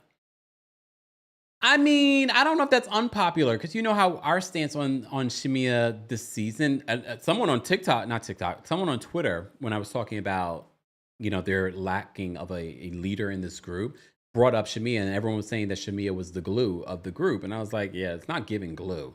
I said maybe the glue for Shamia, for Portia's wig, but not for this group. But again, we still have 10 more episodes of the season. So Keela, thank you so much for the super chat and for being a member. Keela says Angela is not the one to play with, and you could tell. I appreciate, I agree. Peach Juice gives Cousin Faith vibes. Cousin Faith? Damn, y'all know Cousin Faith. She kind of do look like her too. Yeah. Mama, Sorry. Song's in my head. All right, let's get to the callers, and then I got to wrap this up because we've been live for almost 2 hours, and the callers have lots of opinions. Callers, please respect the timer so that we're able to get to everyone. Once you shared your opinion, please drop out because we have quite a few people still trying to get in. I see that they're saying that the backstage is full. Miss Bernice is first today. Miss Bernice, how'd you become first? Hey, what up, Joe? Hey. Hey. Um, the Jezebel harlot spirit runs deep in Portia. Ooh. She wouldn't be around my goldfish, okay? Um, my thing is with Ralph and with his wife. You complaining that you never see your kids. You in the basement. How you don't see your kids? Um, for him to walk to that you to all duped out, girl, sell that house, downsize, get you a small house for you and your kids, and just keep it pushing. Let the heartache in. I'm tired of it. Other than that, I just watch the reviews so I can come here and say something because I love you. Have a good day. You too, Miss Bernice. See you next Monday. Yes. Bye. Oh. Miss Bernice, you gotta love Miss Bernice. Miss Bernice has been a member for a long time, but she's also been a part of the channel for a very long time. Miss Bernice, you're gonna have to let us know, how long have you been following? Hold on, let me ask Miss Bernice. Miss Bernice, how long have you been a subscriber? Since COVID. Oh, damn. So yeah, the entire time. All right. Thank you, Miss Bernice. You're welcome. Bye-bye. Speaking of being around a long time, Judgy Justice has been around a long time too. Judgy Justice, what do you want to share? Hi, I'm doing good. Yeah, it's been a few years. I've also like 4 or 5 years of following you. Yeah. So first of all, I'd like to say that Angela should have called it out again the next morning. If someone said that they were going to do that to your husband, I would have said it because I would have been hot and angry all night as a Taurus. Secondly, I also think that Portia should stop comparing her relationship with Dennis to people that are married or were publicly dating. Because as we remember, Candy brought it up when she was saying that she was talking to him. Like, does he know that? Because we just saw him in the club with other people. So you keep trying to make it seem like this was an exclusive relationship. Like you guys weren't married. You guys were just messing around. So that's it for me. Thank you. Thank you, Judge Justice. All right, Born to Win is backstage. We're going to bring Born to Win up next. Born to Win, what did you want to share? Born to Win, you're muted. Born to Win. Uh-oh, she probably stepped away because some people aren't back in the office. Keith is backstage. Keith, what did you want to share? Hello, Kempire. Hey. Hey. I wanted to say, first of all, with Portia and Drew, I think actually Portia is gaslighting the audience. And one, I don't even think she really knows the meaning of gaslighting because the way she explained it with Angela didn't make any sense. But she's definitely trying to gaslight the audience because she's saying how she has had this conversation with Drew multiple times, but we can't go back to one scene that she has actually had this discussion with Drew. Yeah. So honestly, I just think this situation, she's grasping for straws. She really needs to find something better to do. And she would definitely be passive aggressive with Drew at that table, for sure. Okay. All right. Thanks, Keith. All right. Let me try Born to Win again. Hold on. Born to Win, are you there? Born to Win, you're muted. Oh, wait. Hold on, Born to Win. I see you came back. Must have been an issue. Born to Win, are you there? I'm here. There you go. Hey, sorry. It's okay. First of all, what's your problem with Geminis? The clock has started. You want to use this time to talk about it? Okay, I'm a Gemini, so please, okay, free us, okay? I did not watch this episode. I only came on here to tell you I love you and thank you. Well, okay, then I'll say this. It's not the Portia. Not the Portia. It's not the Gemini women. It's always the men. Yeah. It's always the Okay. men. Just I'll saying. take that. For now. Thanks, Born to Win. Have a good day. Bye. Coco's backstage. We're going to bring Coco Esquire up next. Coco, what did you want to share? That wasn't for you, Coco. There we go. Coco. Coco, I hear you moving, but I don't hear you. Uh-oh, Coco. Well, Coco, when you hear this, I'll try you again in a few minutes because apparently I hear you, but I don't hear. Maybe you have your headphones on or something. I don't know, but we'll try again. Toya is backstage. We'll bring Toya up next. Toya, what did you want to share? Hey, Kempire, how are you? I'm well. How are you? Good. I just want to say, I feel like it's really low down and dirty for Portia to say what she said about her being able to get with or steal or sleep with Charles Oakley. And especially for her to say that around a bunch of married women. All those women, her friends and stuff, they're either married right now or divorced. So how could y'all even want to be in someone's presence that says things like that at her big grown age? I haven't really heard a woman say that since high school. Like, oh, go steal her man, or you know what I mean? Like, that's just not cool. And how? Okay, thanks, Kempire. Thank you so much, Toya. Take care. Hold on. Let me try Coco again. Coco, are you there? Nope, not there. Okay, it's all right, Coco. Daylin is backstage. Daylin, what did you want to share about Real Housewives of Atlanta? Hi, Kempire. How are Hey, you? Oma, how are you? I'm good. I want to say, like, I'm actually enjoying this season. The shade of it all is really good to me, Okay. especially Miss Angela Oakley, where them fans at. Yes. Um, but Portia, I feel like it was good for her to come back, but I feel like everyone expected her to be like this carrier of it all. Mm. But I'm okay with Portia. It's just the way she moves that just bothers me because, girl, you too old to be a whore. You're too old. And that's all I gotta say. Y'all Okay. have a good day. Thank you, Daylin. Bye. Not too old to be a whore. Okay. Wait, did I not drop the calling link for the live chat? I can't remember. I'll drop it again. I think I forgot. But it's okay. Oh, no, I did. Okay, because we have a few people backstage that are not members. Okay. We have Noda Queen backstage. You want to try Noda Queen again? Noda Queen, how are you? I'm good. How are you, I'm Kempire? doing well. I'm glad you cleared up the Gemini slander so I can go like the video now. Oh, damn. See? Anyway, I'm seeing Drew in this. Not that she's right to be Yes. fooling around with Dennis. Well, not like that, but yeah, like I don't see what value he brings to her. I only see the value she gives him. But at the same time, Drew and Portia are going through the same thing. And Drew's been saying that all season. Like even at Kenya's opening, they're both going through a divorce. Simon and Ralph appear to be from the same circle of hell. But Portia is trying to act like Drew deserves to show her all this grace for what she's going through. Mm. But Drew's going through the same thing. And I don't like that. Like, talk it out or hush. But that's all I got to say. All we right. have a good. Thank you, Noda Queen. Damn, the Geminis were ready to come for me, Lord. Noda Queen was holding out on her like, really, Noda Queen? All right, we have Scarlett J backstage. We're going to bring Scarlett up next. Scarlett, what did you want to share? Hi, Kempire. Hey. So this episode should have been called Booty on the Ground because there's more twerk scenes on this episode than I've seen on Love and Hip Hop. Too much twerk scenes. As far as Portia, I love that Andy Cohen, Carlos King production thought that she was going to be the anchor of the show, and the only thing she can anchor is a toy boat.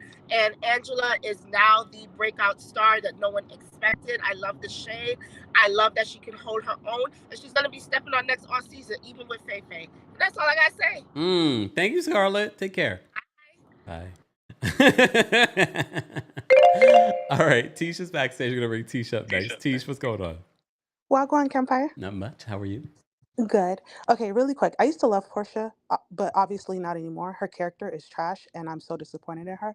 I get where you're coming from. I think Drew handled the situation poorly, and I also want to remind people that Drew also reached out to Portia's teammate Johnny Yes. to help with the music. So it's not just Dennis. Drew just moves really foul. Yep. And really quick about Angela, she doesn't deserve people bringing up her husband, but I do think when you're messy and you insert yourself in mess, you can't be mad when you're dragged back into the mess. She was the one that wrote the comment about Brit to Kenya, and she also inserted herself in the Drew and Portia. Yes. So she don't want to be in it. She shouldn't put herself in it. You got it. You bring up valid points, Tish. Thank you so much.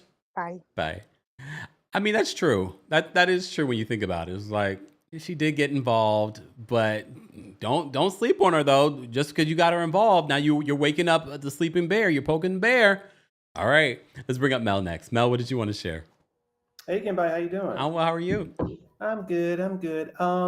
You know what? It's so funny. When I call into the show to talk about the Housewives show Atlanta, I always focus on Britt and Kenya, but I've not talked about Portia. And I think that a lot of what y'all was saying is really making sense to me because I feel like I watched the blogs last year, and a lot of Simon was eating her up. He definitely was messing her up in all the courts and stuff like that. And I feel like that is probably why she's coming in really muted. She's not really giving bigness. She's, even the idea of her talking about somebody's husband in that way, I didn't take it serious. I thought she was just trying to just have a moment that was outrageous. I'm sorry about that. But yeah, I didn't take Portia seriously. Hmm. And oh my gosh, Drew, she cannot be, with all the questions about her storyline, stuff like that, she cannot be the detective of truth. Drew's not the detective of truth. People always say that she's lying about everything, so I'm not going to go to Drew for truth at all. That's it. I'm sorry. I like everybody else, I'm busy, but love the show. I love the hat. Thank you. Thank you. All Take right. care. Bye. Okay. This is from the for those that wanted to know where I got this. This is when they had the exhibition for Basquiat here in New York City. I got it from there. So I just like it. You know I love a crown. Okay. All right. And wait, let me try Coco again. Hold on. Coco, are you there? Coco Esquire, are you there? Coco Esquire, you're muted, but it's okay. Let's go to Anthony. Anthony, what did you want to share? Hey everyone, Anthony from Los Angeles, California. How are you, Kempire? Well, how are you? I'm good, thank you. So for this episode, I'm giving a 6 out of 10. Portia, get in front of me. I'm so tired of her. It's been 8 episodes, and we have never seen Dennis and Drew have a conversation about her. It's all about Drew's album. I'd rather see Portia Gombadia and see her side of this divorce and her view of this marriage, even though it's been very short. She's coming off entitled and as the star of the show, but she doesn't even give an answer to anybody or to anything that she does. Even though she's the one starting beef with anybody and also with Drew. Angela, please gather her again and again. And quick question, are you watching the after shows? I am, and I talked a little briefly about it. I don't feel like, at least the first episode was kind of eh. I don't understand it either, but the fact that Drew said that Ralph and Phaedra talk to each other, oh my gosh. Didn't Drew, I be foretell careful. that last week? Watch out. Oh my goodness, it is a mess. But thank you so much, Kempire. Thanks. Anthony brings up a good point from the after show when asked about how would Drew feel if the tables were reversed and Portia was filming with Ralph, and she's like, well, I'm okay with it because Ralph speaks with Phaedra and they've spoken about. It would be different if he was filming though, Drew. I need you to hold some accountability. Stop trying to downplay like that's cool. And I do think that Drew moves funny. I always bring up back to the issue that she had with Candace. Remember that? It was mentioned on Real Housewives of Potomac. Drew moves a little funny. Drew moves funny. Okay. All right. Let me bring up Matea next. Matea, what did you want to share about Real Housewives of Atlanta? Hey, King Camp, happy Taurus season. Thank you so much. I just feel like we've been so spoiled by other great shows like Salt Lake City that this reboot is just giving mediocrity at its best, especially with some newbies, Brit, that literally are bringing nothing substantial to this table. I think she should be a one and done. Oh, and I'd rather have messy Mia be lying than backwards Barbie Brit because no. No. All right, and that's all I want to say. Thank you. Thank you, Matea. Take care. Not backwards Barbie. That was pretty good though. Okay. Especially when you saw her jumping up by the pool. All right, moving on.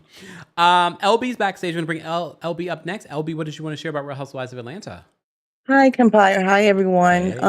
I just want to say I love Portia. I do not always agree with everything that she does. I think she's foul in a lot of ways, but she's a fun girl, and that's all I take her as, not seriously. But you stole my thunder because what I wanted to address was the fact that Candace Dillard, she pointed out that Drew, she said when Andy asked her what was her problem with Drew, her comment was something like, if she wanted to do business with someone that her friend knew, she would go to that friend first. And she said that wasn't done in the case with, her and Drew, and that it left a bad taste in her mouth. So I feel like more than just filming with the hot dog man, whatever his name is, Dennis. I feel like it's more than just that. Drew moves funny. Yeah. And she tries to play innocent in the situation. And the audience maybe you're falls not. for it. Repeat that? And the audience falls for it.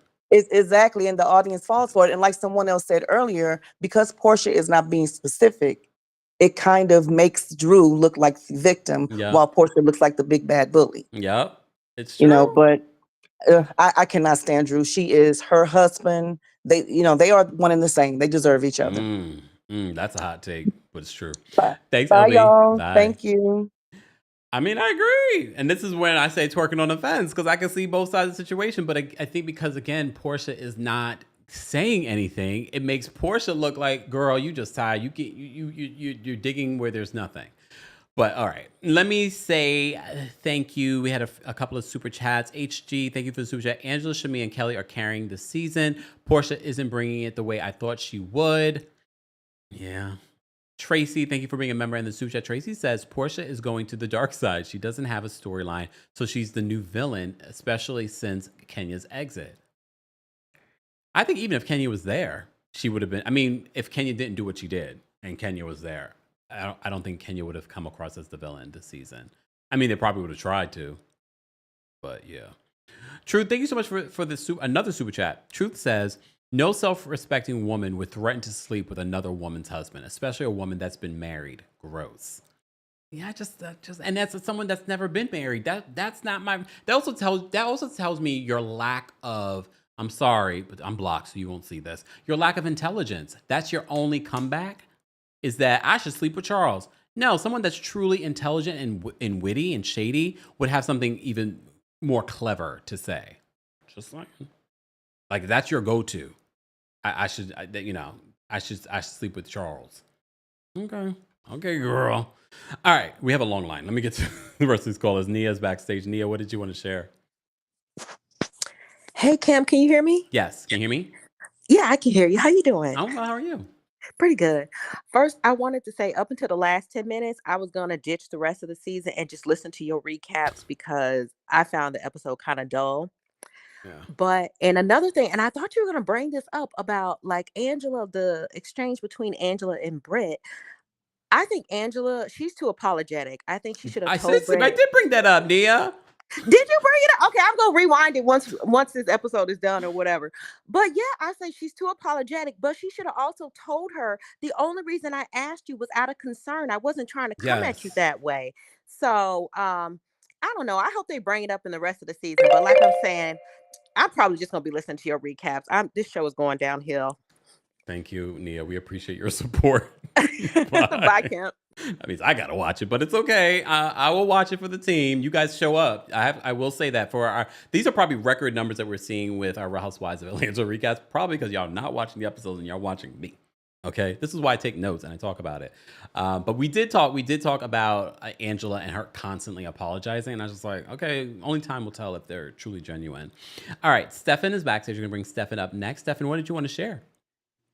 Hey, how are you? Or Stefan? How do you pronounce it? It's Stefan. Stefan. What's going on? Yeah. Yes, I just want to say that Miss Oakley is in charge of the girls. Honey.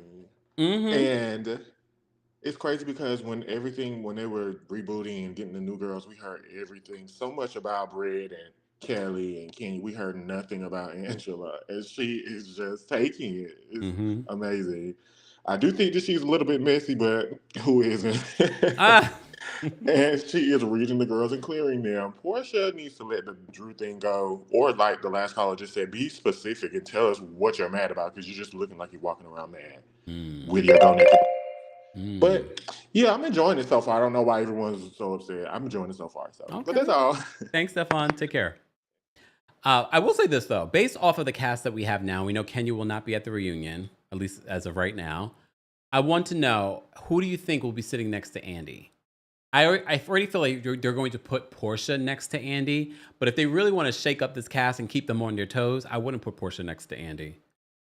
I wouldn't even put Drew next to Andy. At this particular point in episode 8, I'm putting Angela.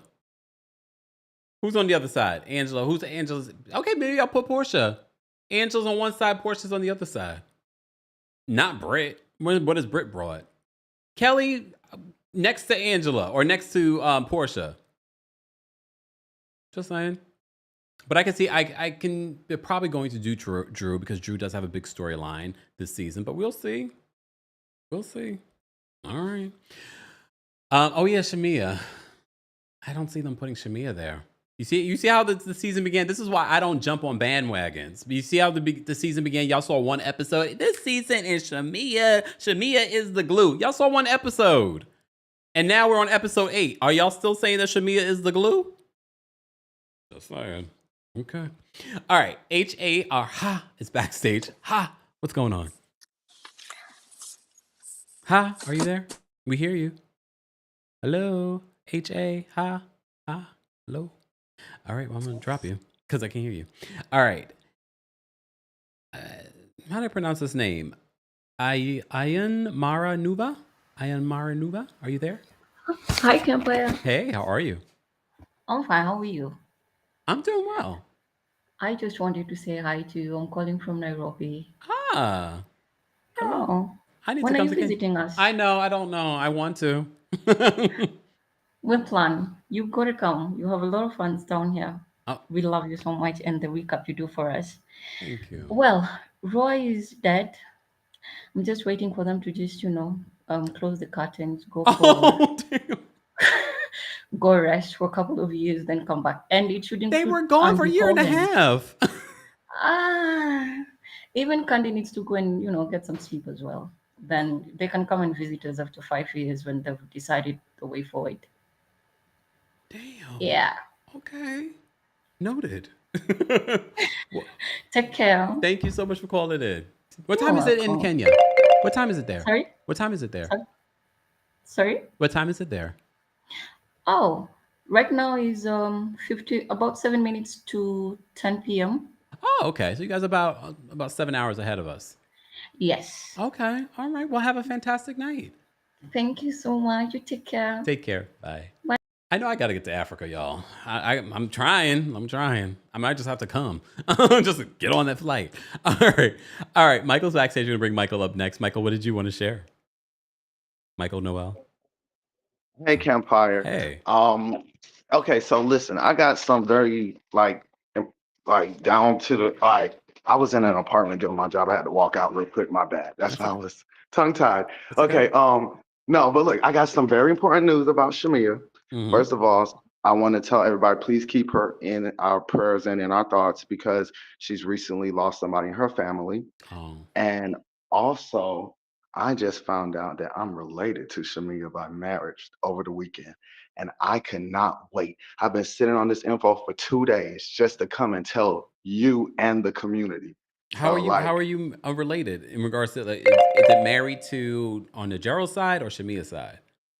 On the Shamia side, I'm on the good side. And let me also tell you, Shamia Ben came from money. She didn't have to marry Gerald to get money. Her family, is from money. They're like one of the wealthy Black families that actually got land after, what they call it, Reconstruction and all that stuff, and like this Jim Crow laws. Yes. So her family is very much established. And I'm honored to say I'm not one of them. So, okay.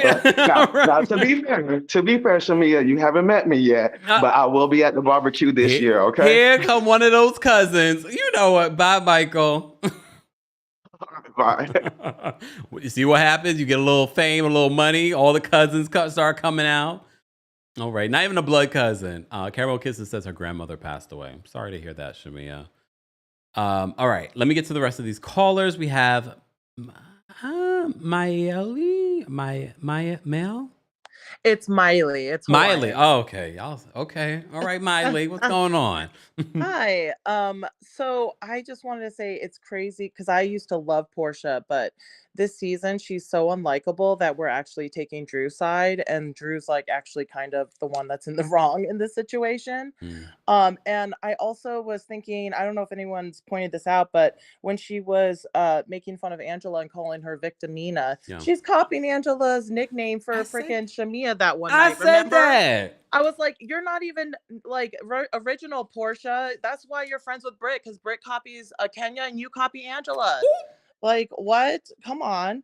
Also, okay, that's all. You can say your last thought. Say your last thought. Oh, I was just gonna say that I didn't notice Kenya's absence, which makes me kind of nervous. Like I noticed her absence the previous episode, but this last night I was kind of like, oh, they were kind of okay without her. I don't know. I don't know. And how do you rate this week's episode? I'd say it's like an 8 or a 9. It was actually, I'm not going to be a hater. I think it was okay. I was actually very into it, and Team Angela. Okay. All right. That's good to hear. All right. Thanks, Miley. Yeah. Love you, Kempire. Thank you. Thank you. Bye. Look, please understand, everyone has a right to feel how they feel about this reboot and season. If you're enjoying it, don't feel like you can't say that you're enjoying it. I know some of us are not necessarily enjoying it, but feel free. Everyone's opinion is welcome here, as long as you share it in a positive way. Some people come up in here, you're just a hater, blah, blah, blah. I have a right to feel the way I want to feel. You have a right to feel how you want to feel. Okay. All right. Let me get to the rest of these callers, but let me say thank you. Rita, thank you so much for the super chat. Rita says, late to the party because work. But excited to now catching up. Thanks again for Kempire Baddies Gem. Saved my weekend. Yeah. If you're a Club Kempire member and if you were part of the podcast, it's a lot of content over there, including for those that are just starting to watch The White Lotus. All of my recaps are available on Club Kempire, but if you're a member here, it is available for, I think it's only available for senior royals, or no, it's available for Royal Court members and up, but that might be changing. It might have changed already, I can't remember. So if you're a Royal Court member, you have access to the video versions of my White Lotus recaps, and I got a special episode coming up this week, because I think I'm going to do my Sinners recap for our Club Kempire Baddies. Again, you can get a free 3-day trial now available on the Kempire podcast, so you can see that. I'm gonna drop my review there. I probably will eventually make it available to YouTube, but I'm gonna drop it there first. All right. Thank you so much, Rita, for the super chat. We appreciate your support and for being a member. Noda Queen, thank you for being a member and for the super chat. Noda Queen says they might put Shamia first chair to punish Portia for wasting their time. But if they're serious, they'll put Angela there where she belongs. She's been running the season. I mean, I agree, but half the time it never makes sense who they're going to put anywhere. I wouldn't be surprised if Portia put in her contract, I must have first chair. So we'll see who's sitting across from her. Probably will be Drew because of them playing this out the entire season. It probably will be Drew. Vince, thank you so much for the super chat. Vince says, maturing is realizing Drew shouldn't have returned after season 13. She moves weird, forgettable, still feels like she's auditioning, doesn't do press runs, and newbies are outshining her. Well, in all fairness, the press runs are determined by Bravo, and Bravo decides who's going to be out there doing press runs and things like that. I'm surprised they haven't had her do the press run yet. They've had everyone else doing it. It's not because she's refusing to. At least that's not what I've heard. But I do agree with you, Vince, that we've questioned Drew for many seasons, but here we are. She really should have been a one-season wonder, according to Vince. Especially when I hear allegedly that production doesn't believe Drew's lies. But okay. All right. Tyler's backstage. Going to bring Tyler up next, guys. We're taking a couple of callers. Tyler, what did you want to share? Uh-oh. Oh, wait. Hold on, Tyler. Because I can't hear you. Wait, there we go. Tyler, are you there? You're muted, Tyler. Or maybe. Oh, can you hear me? Now I can. There we go. Because you was like two Tylers backstage. I was like, this is the same Tyler. Okay. Okay. So I want to say this. I mean, this season is not bad to me. It's just it just shows that they banked a lot on Portia. I think even if she was still married, Portia cannot anchor a show. And that's okay. Everybody is not strong anchoring a show. And that's what's going on. The problem is, as I stated last week, they do need the presence of an OG who can rally those younger girls. Where they made the mistake at is I do think I know that people, Nene, all these problems, they do need someone of that type of stature. And then you kind of phase them out. Phaedra's not going to be able to do it either. Yeah. They are missing that. And one last thing, Shamia has done an interview. Yes, her family does come from money. She made that clear. And she said, like, her mom owns multiple daycares and things like that. So she does come from money. Okay. All right. She comes from coin. But that's all. Okay. Thank you. Thank you so much, Tyler. I mean, I could say a lot about that.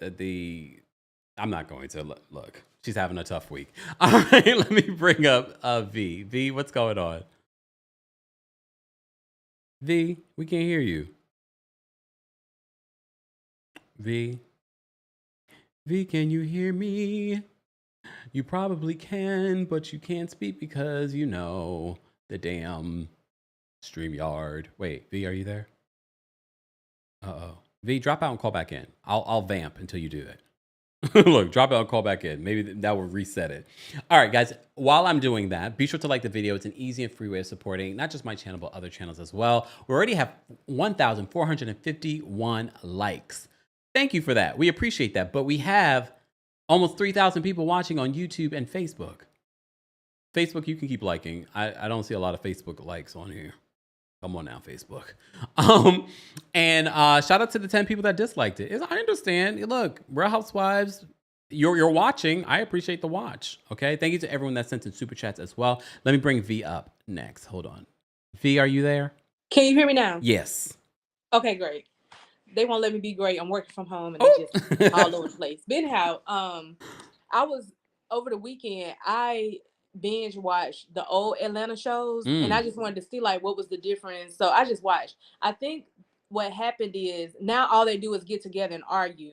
I noticed in the earlier seasons they were actually in the people's lives, and Candy was setting up her bedroom Candy, and Nene had her shoe line come out, and she was, it just showed so many different facets of their lives, so it didn't seem like they were just arguing all the time. I feel like they have no substance now. So you're just getting a bunch of women together to go to a dinner to argue about stupid stuff. So I feel like that's where it's losing is value at. If they start back doing that, I feel like people will come back to the show. Yeah. That's all I have. I agree. Thank you, V.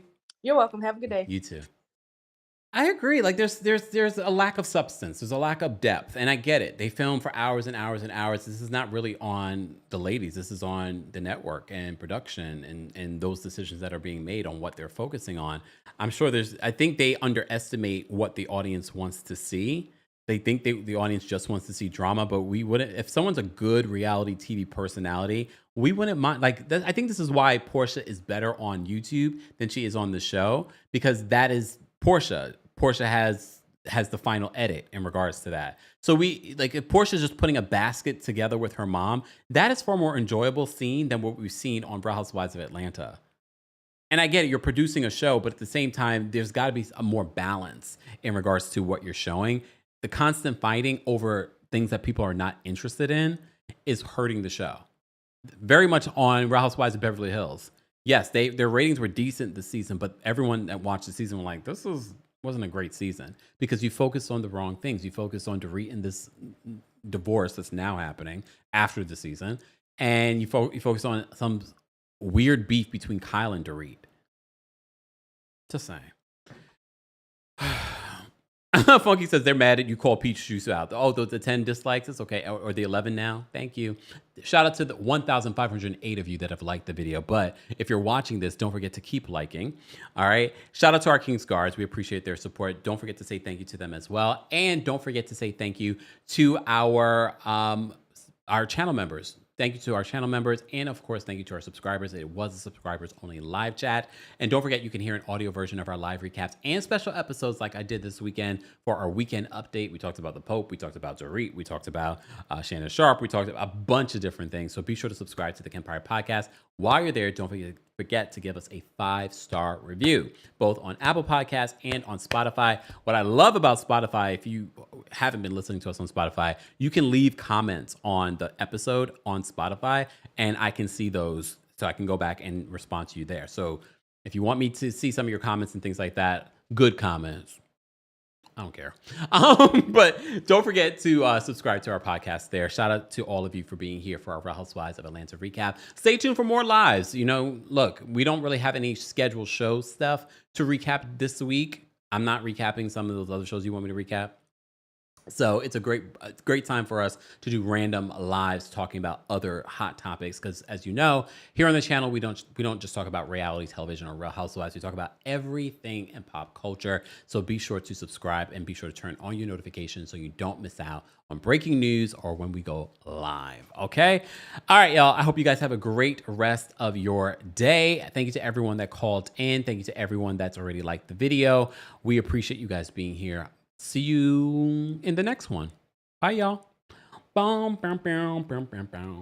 I shared with you my morning skincare routine. Now I'm sharing my nighttime skincare routine, brought to you by our friends over at Butter. Over the last several weeks, we've partnered with Butter and I've been utilizing their skincare routine and I have been loving it. So let me share with you my nighttime skincare routine. It's very simple and it's made even simpler by our friends over at Butter.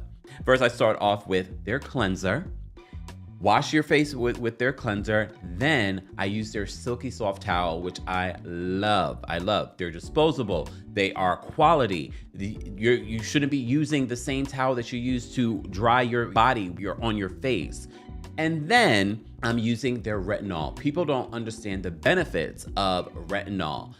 Smaller pores, youthful skin. A lot of people don't even utilize this. You should. All you need next is their Coco Shea moisturizer.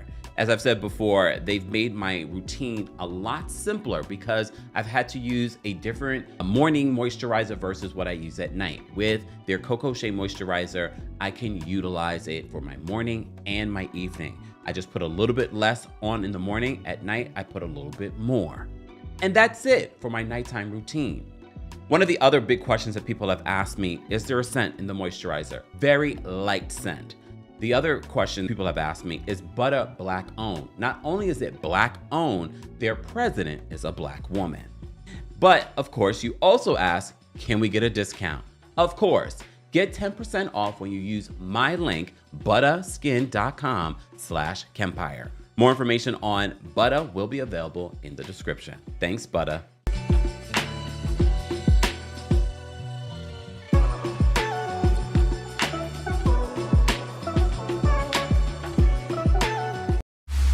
Here we go now.